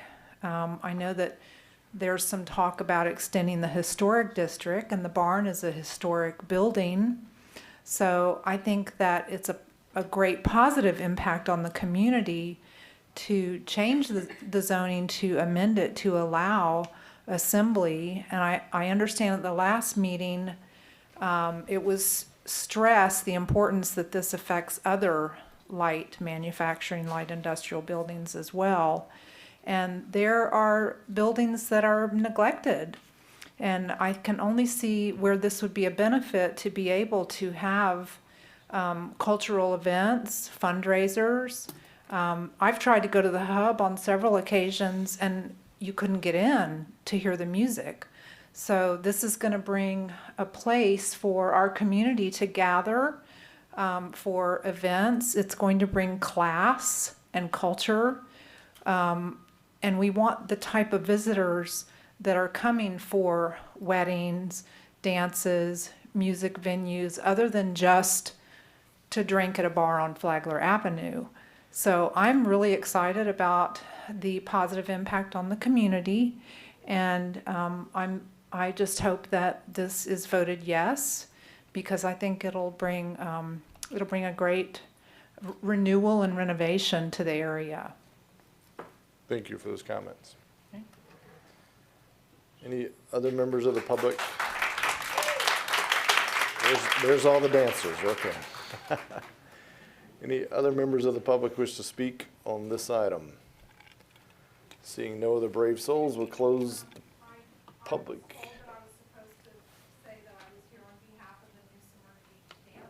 Yes. Raise, that's all right. I think we just heard from all of them. That's right.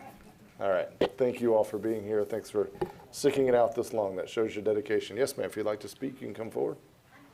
You gotta come up to the mic and introduce yourself. And I know. That's fine. I am Diana Hopkins. I'm Chris Salamoni's mom. Some people will know him.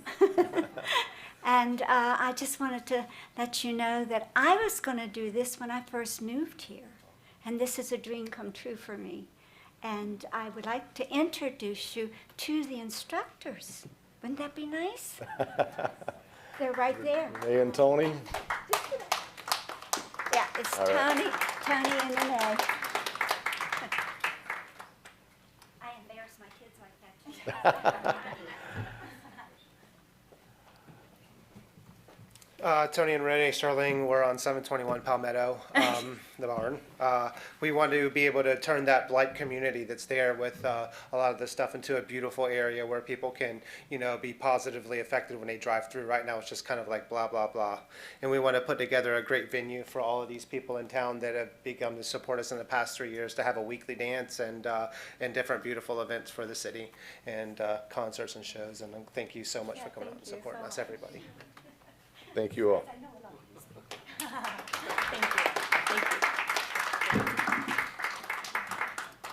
I love that we're in a community where people introduce themselves as so-and-so's mom, like Yes. that. Yeah. Any other members of the public wish to follow that? Come on, who wants to follow that? All right, seeing none, we'll close the public hearing. Discussion by the commission. Any questions or comments for staff on this item? Question for staff, Mr. Sure. Mayor. Not in particular this piece of property that is proposed for a dance hall. We have considered fire occupancy loads for buildings that would be being affected by this text amendment change, correct? We always have to apply. Yes, fire all codes building codes, for life safety would occupancy. apply. I am concerned about a text amendment change to I-1 light industry because I do support dance. And to be clear to the McHenry family, I did support a dance studio. I thought it was a great idea. But when we started talking about getting into the evening, providing liquor, it changed things for me. And it's changed it for some of the residents that I know of in the neighborhood. They do have concerns about traffic, about noise, about door slamming and car lights.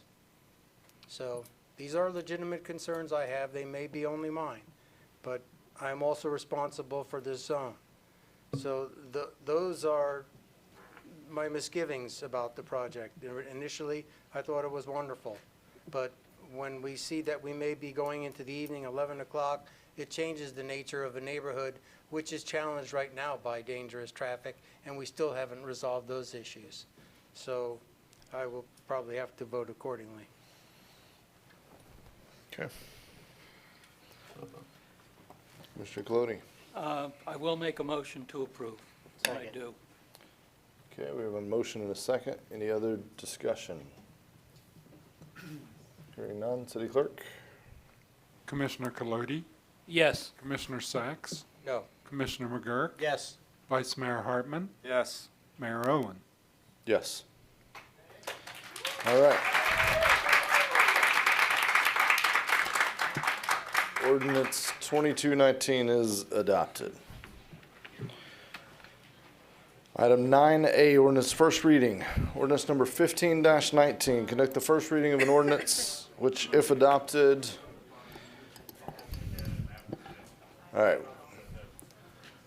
which if adopted, would amend Chapter 58 Parks and Recreation to provide for updated locations, hours, and standard signage. City Attorney will read the ordinance by title only. Ordinance number 15-19, an ordinance amending the Code of Ordinances, amending Chapter 58, Parks and Recreation, Section 58-2 to provide for updated locations, hours, and standard signage, providing for codification, providing for conflicting ordinances, providing for severability, and providing an effective date. One change that occurred as we went along in the agenda, the AOB site improvements, we added that as a list of city facilities so that there were hours that would govern that site, and it's listed as the Waterfront Promenade, and that was the name of application that Michelle had previously submitted for a grant. We should start calling it that besides the AOB site. Waterfront. The Waterfront Promenade. I like it. It's our new name. All right. Any comments on that item? Again, this is the first reading. We don't have to vote, but if we wanted to provide staff any significant deviations before they bring it back for a second reading, now's your chance to do so. Hearing none. Second reading and public hearing will be held at the regular City Commission meeting scheduled for May 28th, 2019. Thank you, Chief. All right. 10A, Planning and Zoning Board, accept the voluntary resignation of Jamie Calkins and consider appointing a citizen to complete the term that expires October 31st, 2021. Do I have a motion to accept the resignation of Jamie Calkins? So moved. Second. City Clerk? Commissioner Sacks, Yes. Commissioner McGurk, Yes. Vice Mayor Hartman, Yes. Commissioner Colodi, Yes. Mayor Owen. Yes. I always wonder, what if we don't accept it? They just have to keep serving, I guess. Yes. Yeah. All right. We have a list of citizens that have displayed the willingness and desire to serve. I won't read all of these names. City Clerk, has there been any changes to this list, though? Any withdrawals? Yes, sir, or- there has. One applicant, Marvell Richards, has removed her name from consideration. I have marked through her name on the ballot. Okay.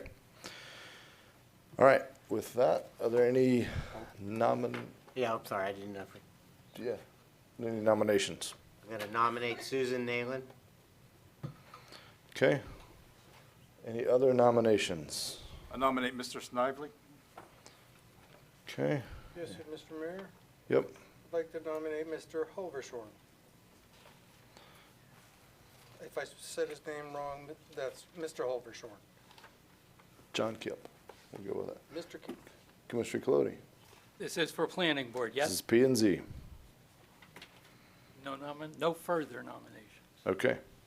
I also have no further nominations. We have 3 nominations: Snively, John Kip, Holversham, and Susan Nealon.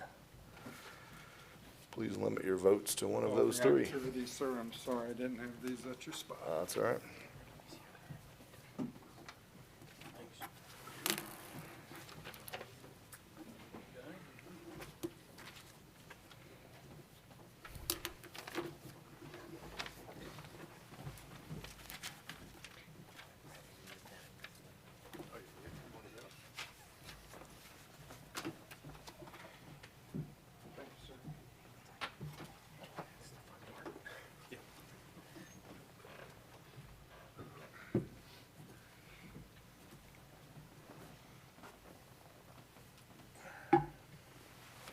Johnny, when you're ready. Okay, the result of the First ballot is Mayor Owen voted for Miss Nayland. Vice Mayor Hartman voted for Mr. Snively. Commissioner Colodi voted for Mr. Snively. Commissioner Sachs voted for Mr. Halversham. Commissioner McGurk voted for Miss Nayland. Okay. We have no majority. We'll do a second ballot. And I always forget, do we drop the lowest vote getter or do we just proceed with the second ballot? It says, if no nominee received a majority vote for a vacancy, another vote shall be taken. A nominee who receives no votes Yeah. on a ballot shall not be eligible. So we do this We just again. do a second ballot, yeah. Yep. And then we can only do one more at this point, right?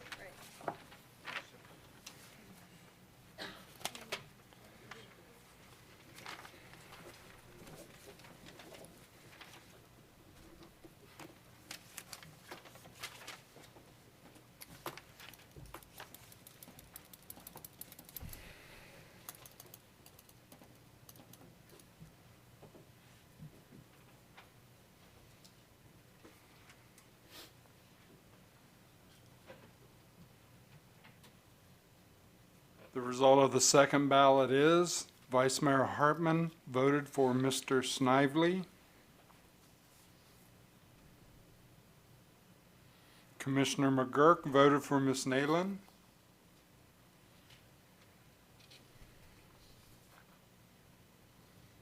Mayor Owen voted for Miss Nayland.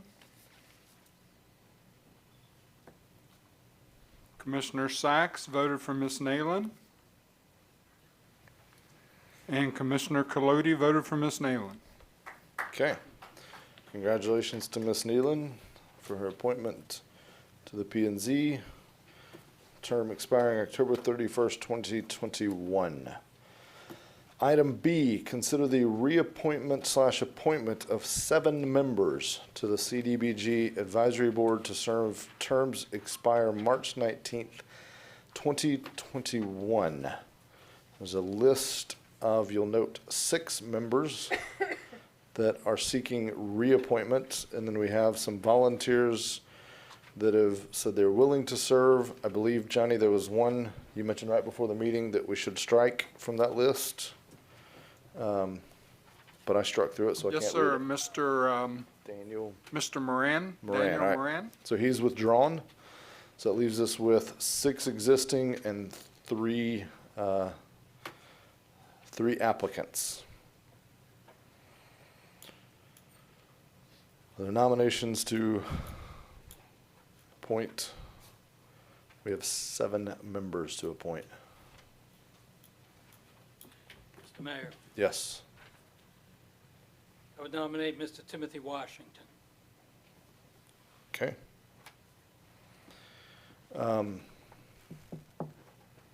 So if we do these one at a time, we'll be here until next week. How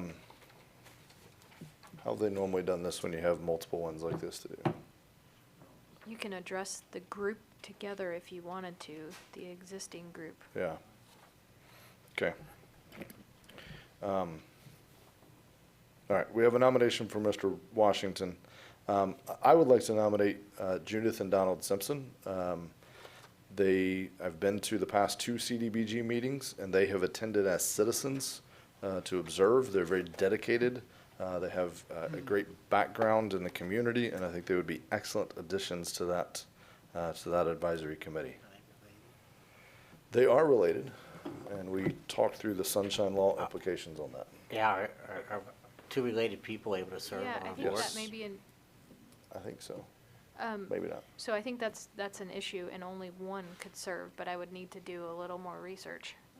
Yeah. And Mr. Simpson has stated that he would love to be considered for the non-voting member. Yeah, that's what I was about to say. There's a non-voting block that I think we can have a member N. This is getting complicated. I know, it's getting more complicated by the minute. Okay, so I'll nominate Judah Simpson. And we have a nomination for Timothy Washington. Any other nominations?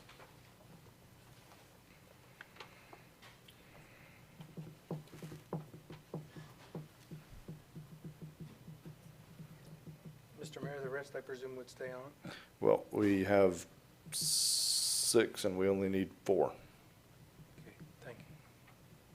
Need 5. I'm sorry, 5.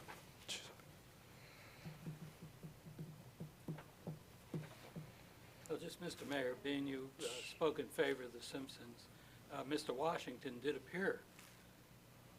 He In did. his very long-time resident, been involved with the community, served with a group who did, I hate to call it policing, but community involvement and trying to help out with a lot of the residents. I think his heart's in the right place, and I think he's very knowledgeable. Okay. So are we moving people out who were on it? I'm getting lost. I didn't. We have 2 nominations that are not on the board currently. We have 6 that are on the board currently seeking reappointment, but no one has nominated them for reappointment. So far, we have 2 people nominated for appointment. May I nominate those who are on the board for reappointment? That's what I would suggest, is that we vote for them first. Clears the field, so to speak. Okay. Second, I'm sorry. I No, apologize. no, that's okay. I don't It mean was- to second. Johnny, I'd asked before the meeting, were you able to pull that information or no? No, Did sir, Kelly get I it was to you? not. Okay. I will say I've been to the last 2 meetings and I don't know by name, so I'm gonna go out way on a limb here. I don't know the names, but I'll say at the last 2 meetings, they did not have a quorum from the members that were on the board currently. The last 2 meetings, they were not able to make any motions or do any business because they did not have a quorum. So what I'd asked for was to see what the attendance had been over the past year to make sure that those who were seeking reappointment had been able to attend enough to make sure we were having good discussion at that board. And Mayor, I gotta tell you, that is a great idea, but we don't have that attendance. we Can don't. we delay this one meeting? Do we have the time, or does the board have to meet? Because I think you're Yeah. onto something, and I would love to be able to look at attendance records to determine who maybe we do not reappoint to the board. And I just want to be clear, we all have life. I mean, I think they have mothers that are sick and it's not, I think their heart is in the right place. They have life that has intervened. So, I don't know when their terms expire. It looks like, They all expire. I mean, it seems like March 29th is when they expired last. So as of right now, I guess no one is on that board. When is their next meeting scheduled? Johnny? It may be a while because they just did their review for the project listing and the budget priority. Yeah, I would say we're going to have to table this until our next meeting. And if they have a meeting scheduled in between now and then, we'll just have to ask them to also postpone that meeting. Mayor, I make a motion to table this appointment for the CBGD board until the next meeting. Second. Johnny, if you would. Vice Mayor Hartman, Yes. Commissioner Colodi, Yes. Commissioner Sacks, Yes. Commissioner McGurk, Yes. Mayor Owen. Yes. Okay, this item is tabled, and John, if you would, make sure we have that at the next meeting. Mr. Mayor, Yes. I would suggest that any future appointments will also come with an attendance record for the previous I like that suggestion. 12 meetings. I'd asked for this once before, and I think it just kind of got missed or something. But I think that's important because I believe the ordinance says if they miss more than 2 or 3, I think it's, it should be off the board anyway. So, I know that's a case with planning and zoning. yeah. Yeah. It's also the case with the commission. All right. Item C, so City Clerk, did you make a note of that request? I think it's valid. Yes, I think sir, the sure did. commission supports it. Economic Development, we have a member who's resigned because we placed her on the Utilities Commission. And then we have a voluntary resignation. So we need a motion to accept the resignation of member Noah Herbert. Make that motion. Second. Johnny?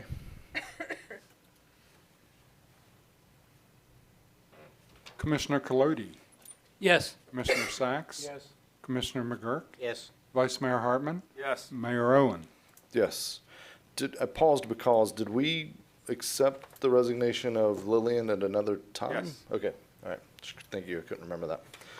All right, we have a list of however many that have applied here. Have there been any changes to this list, Johnny? No, sir. Okay, Not to my knowledge. all right. Do I have an appointment, Mr. Mayor, or nomination, rather? Yes. I would like to nominate Carl Arvidson and Anthony DiFilippo. Okay. Any other nominations? Yes. If I may nominate the Reverend Dove. Okay. Any other nominations? Mayor, I'd like to nominate Mr. Bastard.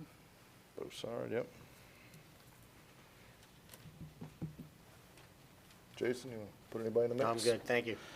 All right, we have 4 nominations, 2 positions. Johnny, if you would pass out some ballots. Are we voting for 2? Voting for 2, sir. Put 2 check marks.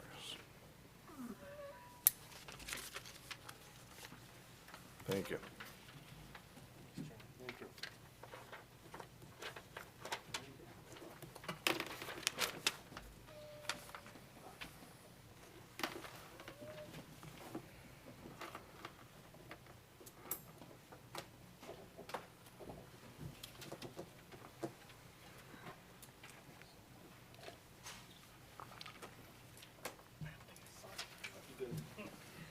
Oh, we didn't sign it?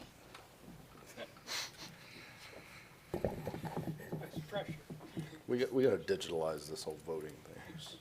The Russians can hack it. Results of the ballots are Vice Mayor Hartman voted for Mr. Broussard and Mr. Dove.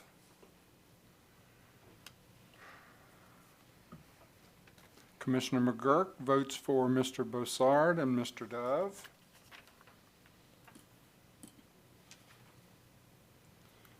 Commissioner Colodi votes for Mr. Arvidson and Mr. DiFilippo. Commissioner Sacks votes for Mr. Arvidson and Mr. Dove. Mayor Owen votes for Mr. Broussard and Mr. DiFilippo. Okay, we had a majority vote for the Reverend Dove and Andrew Broussard. Those 2 have been appointed as members of the Economic Development Advisory Board for the remainder of a term expiring June 8th, 2022. Tony, if you would please reach out to them and extend our congratulations. I certainly appreciate the number of people who have applied Yes, and am glad to see the community involvement. agreed. All right. It's getting more difficult each time we do one of these because of the quality of the candidates that we're getting. So, Yes. I'm really taken back by some of the qualifications. So I certainly appreciate all that the community has done out there and those who have agreed to go forward and submit their names. So we wish you all luck. No, it truly does feel like we're picking from the top of a stack of resumes. I mean, you're passing over folks and you feel like, man, geez, how can I pass on this person? And, so it's certainly, and with time, and we get a lot of these terms expire in the September, October timeframe, so we got a lot more coming up. So for those that have applied and maybe weren't selected this time, please stay engaged, please reapply, or keep your application current. Mayor and commission reports. Before we go in, I'll let you all go first as normal. I would mention during the city manager's report, I think we need to talk through, some next steps related to the city manager position. So I'd ask maybe just keep those comments and we'll talk about that as a specific item under the next section as we talk about next steps. So with that, I'll open it for mayor and commission reports. Vice Mayor, if you'd like to go first. I just like to want to commend staff for all that they did for Arbor Day. I mean, there was a huge group of people out there. There were children out there planting trees. They had all sorts of trees out there to plant.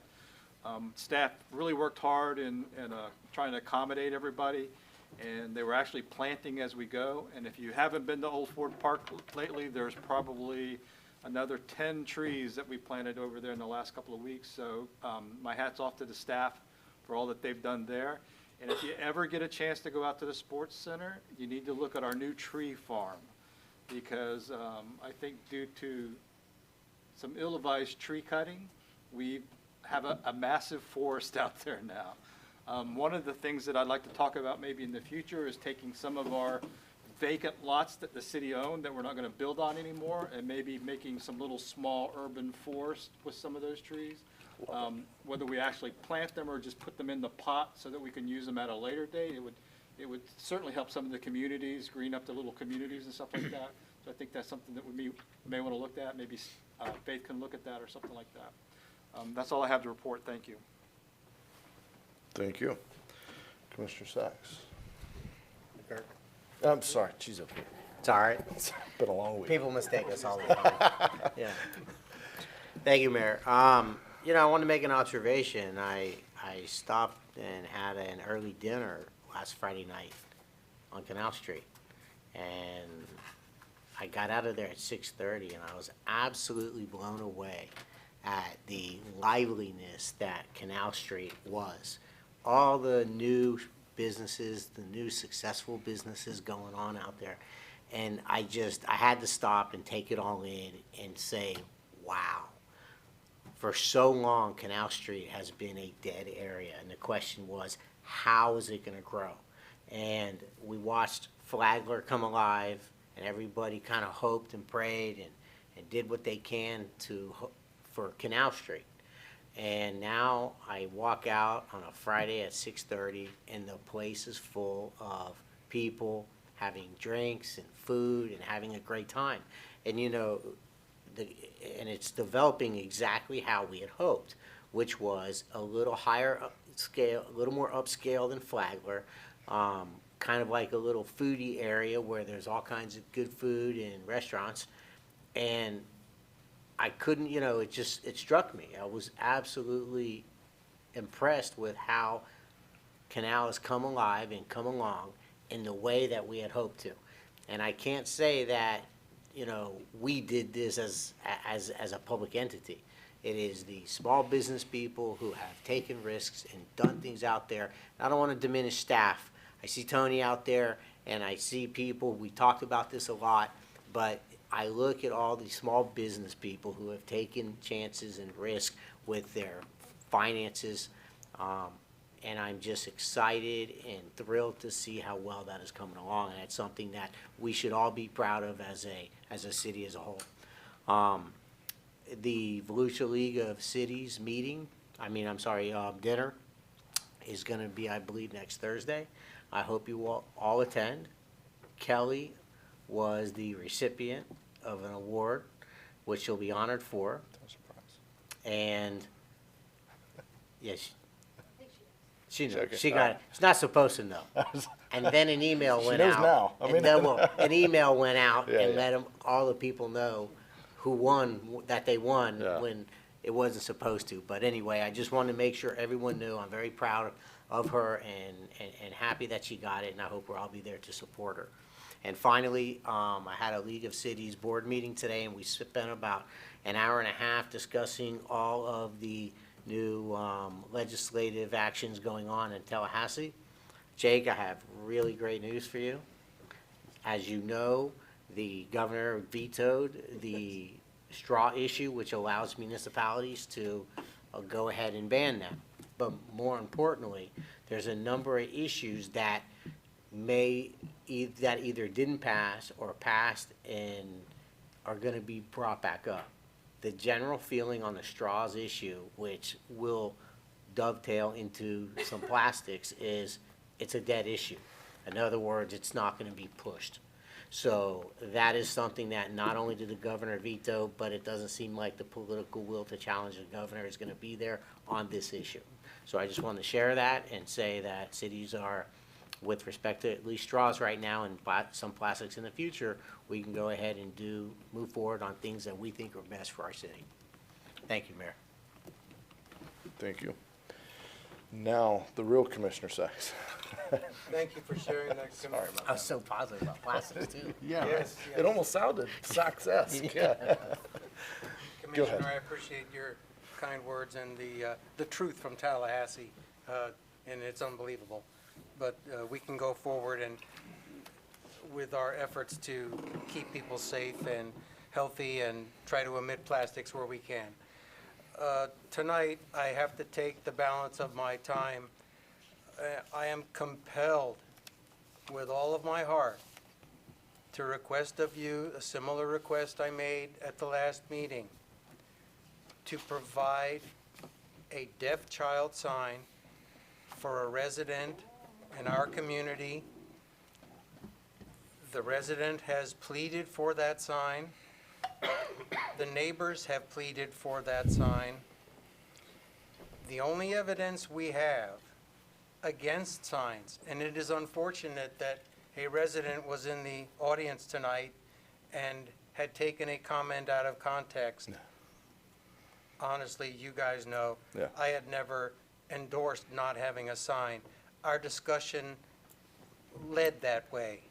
There are cities who are now not using the signs, claiming that all signs make people numb. And let me just speak to that quickly. Would we rather people be numbed for signs, or would we rather be legally challenged by someone that was killed because they were not provided a sign? And let me add this. Our neighbors, Edgewater, Volusia County, and Port Orange, all gladly encourage the use of deaf child signs.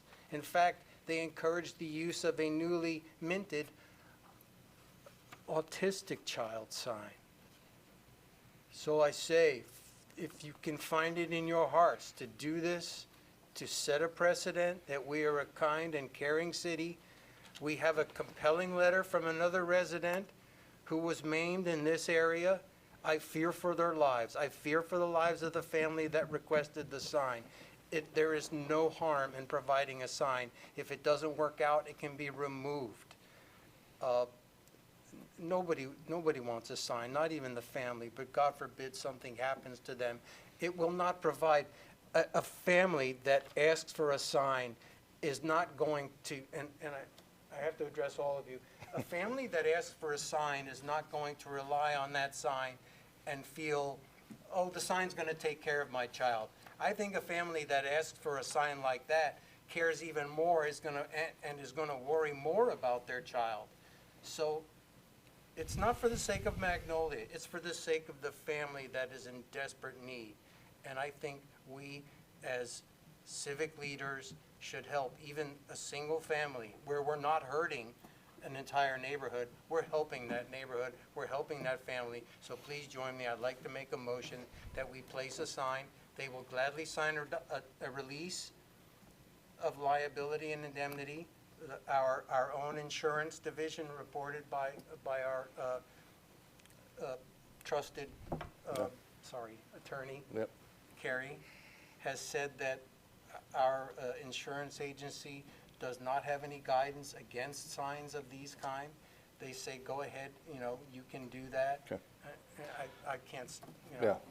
No, I hear your passion, and I absolutely understand your passion. We all received this letter. I read every word of it. It's a very moving letter.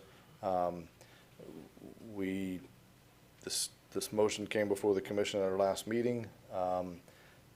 Other than this letter, I don't know if there's been any new evidence presented. It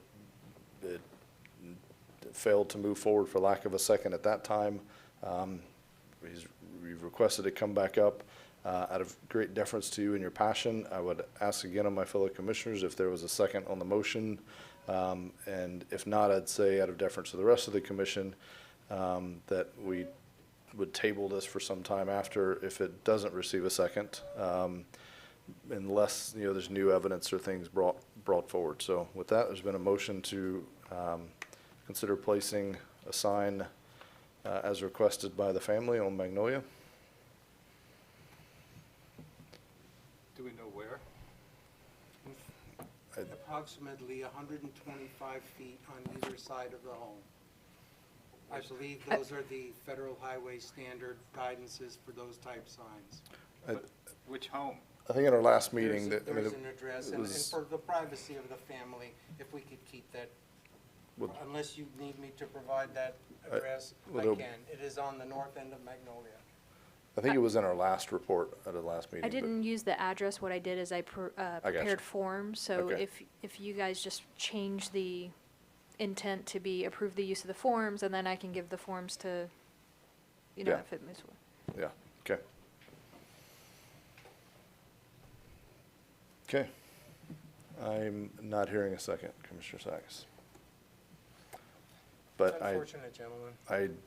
I do think the record should stand that you have fought passionately for this item, and I hesitated to correct the citizen earlier, but I know that I think he did misunderstood where you stood on that, so. Any other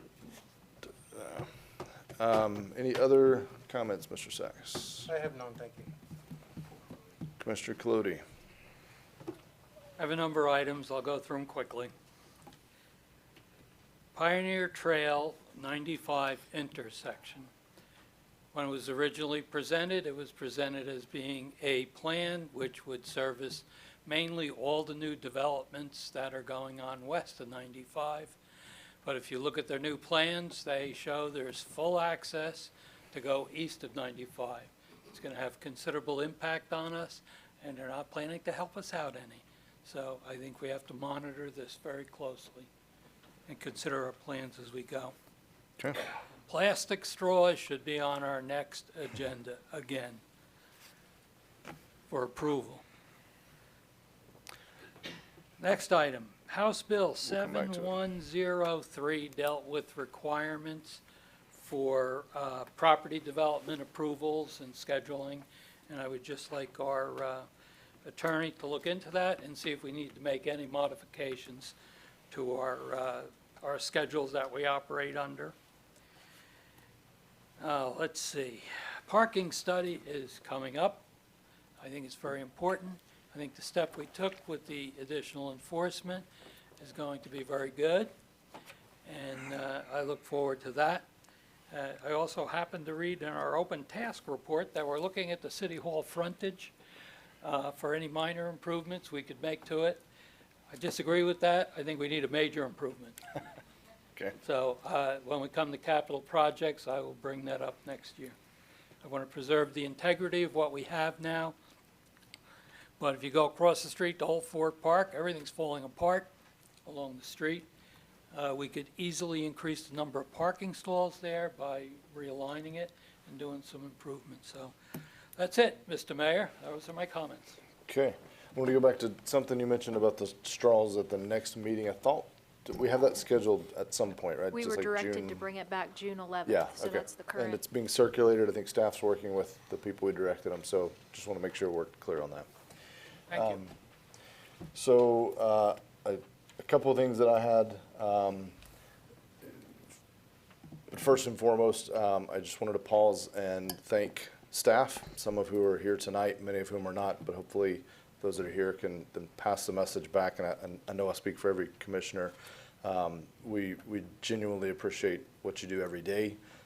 Transitions are never easy. I've lived through many of them, as most of you all have in your professional careers. And, I appreciate the leadership of the department heads in the coming weeks as we navigate this transition. And what's best for our staff is and our citizens is always at the heart of the commission. So if there's anything you need, any support you need, and we're going to talk in a minute about transition plans, but just wanted to point that out. We genuinely do appreciate. we recognize and honor the late nights. I mean, there's several staff that are here tonight. It's 9:30 at night, and they've been in the office since 8 a.m.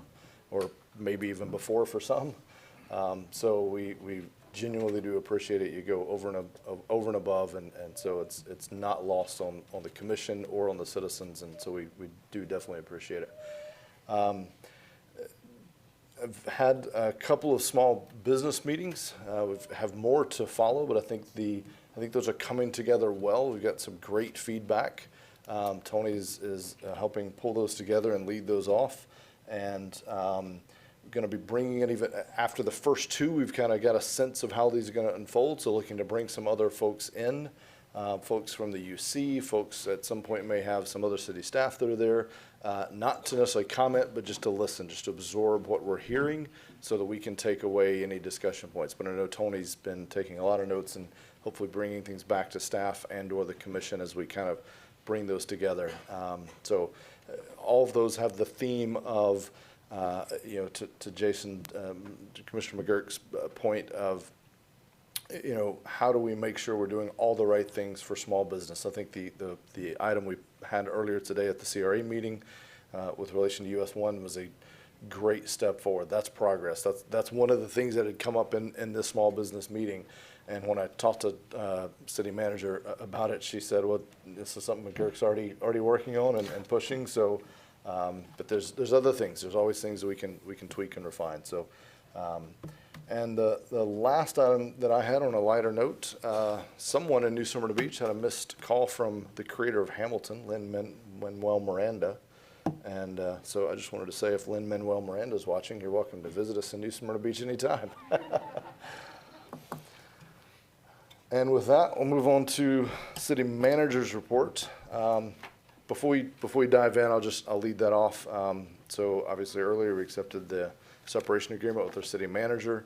I have talked with Khaled, as I'm sure some of you have, and he is willing to serve in an acting city manager capacity.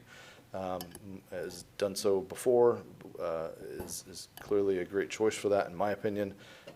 I would recommend to the commission that we appoint him as acting city manager effective immediately, and that we, between now and our next meeting, that we each have a chance to talk to him, work with him, and then at our next meeting, we talk about a plan for how we would like to move forward, going to search or interim options or what we'd like to do there, talk with him about, his visions and thoughts, and that way we can all kind of have that dialogue and interaction with him. And then at our next meeting, we can kind of chart that path forward and give our city attorney some direction on any contracts to bring forward, et cetera.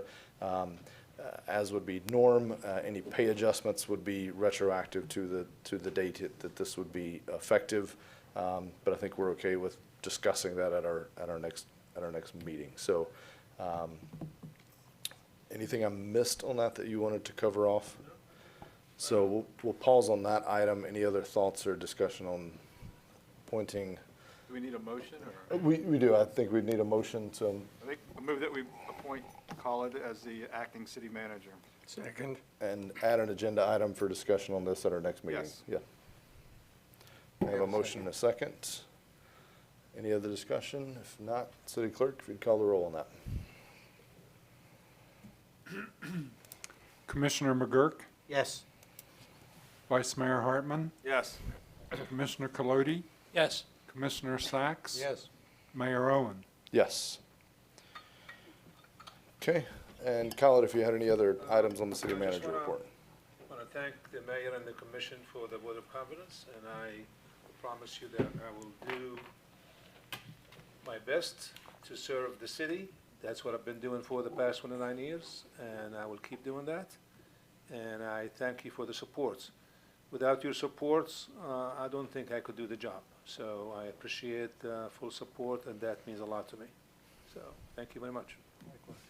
All right. Mr. Mayor. Sure. One of the people that spoke up in the public said that the UC has recently gone through that process. So we might want to talk to them about how they did it.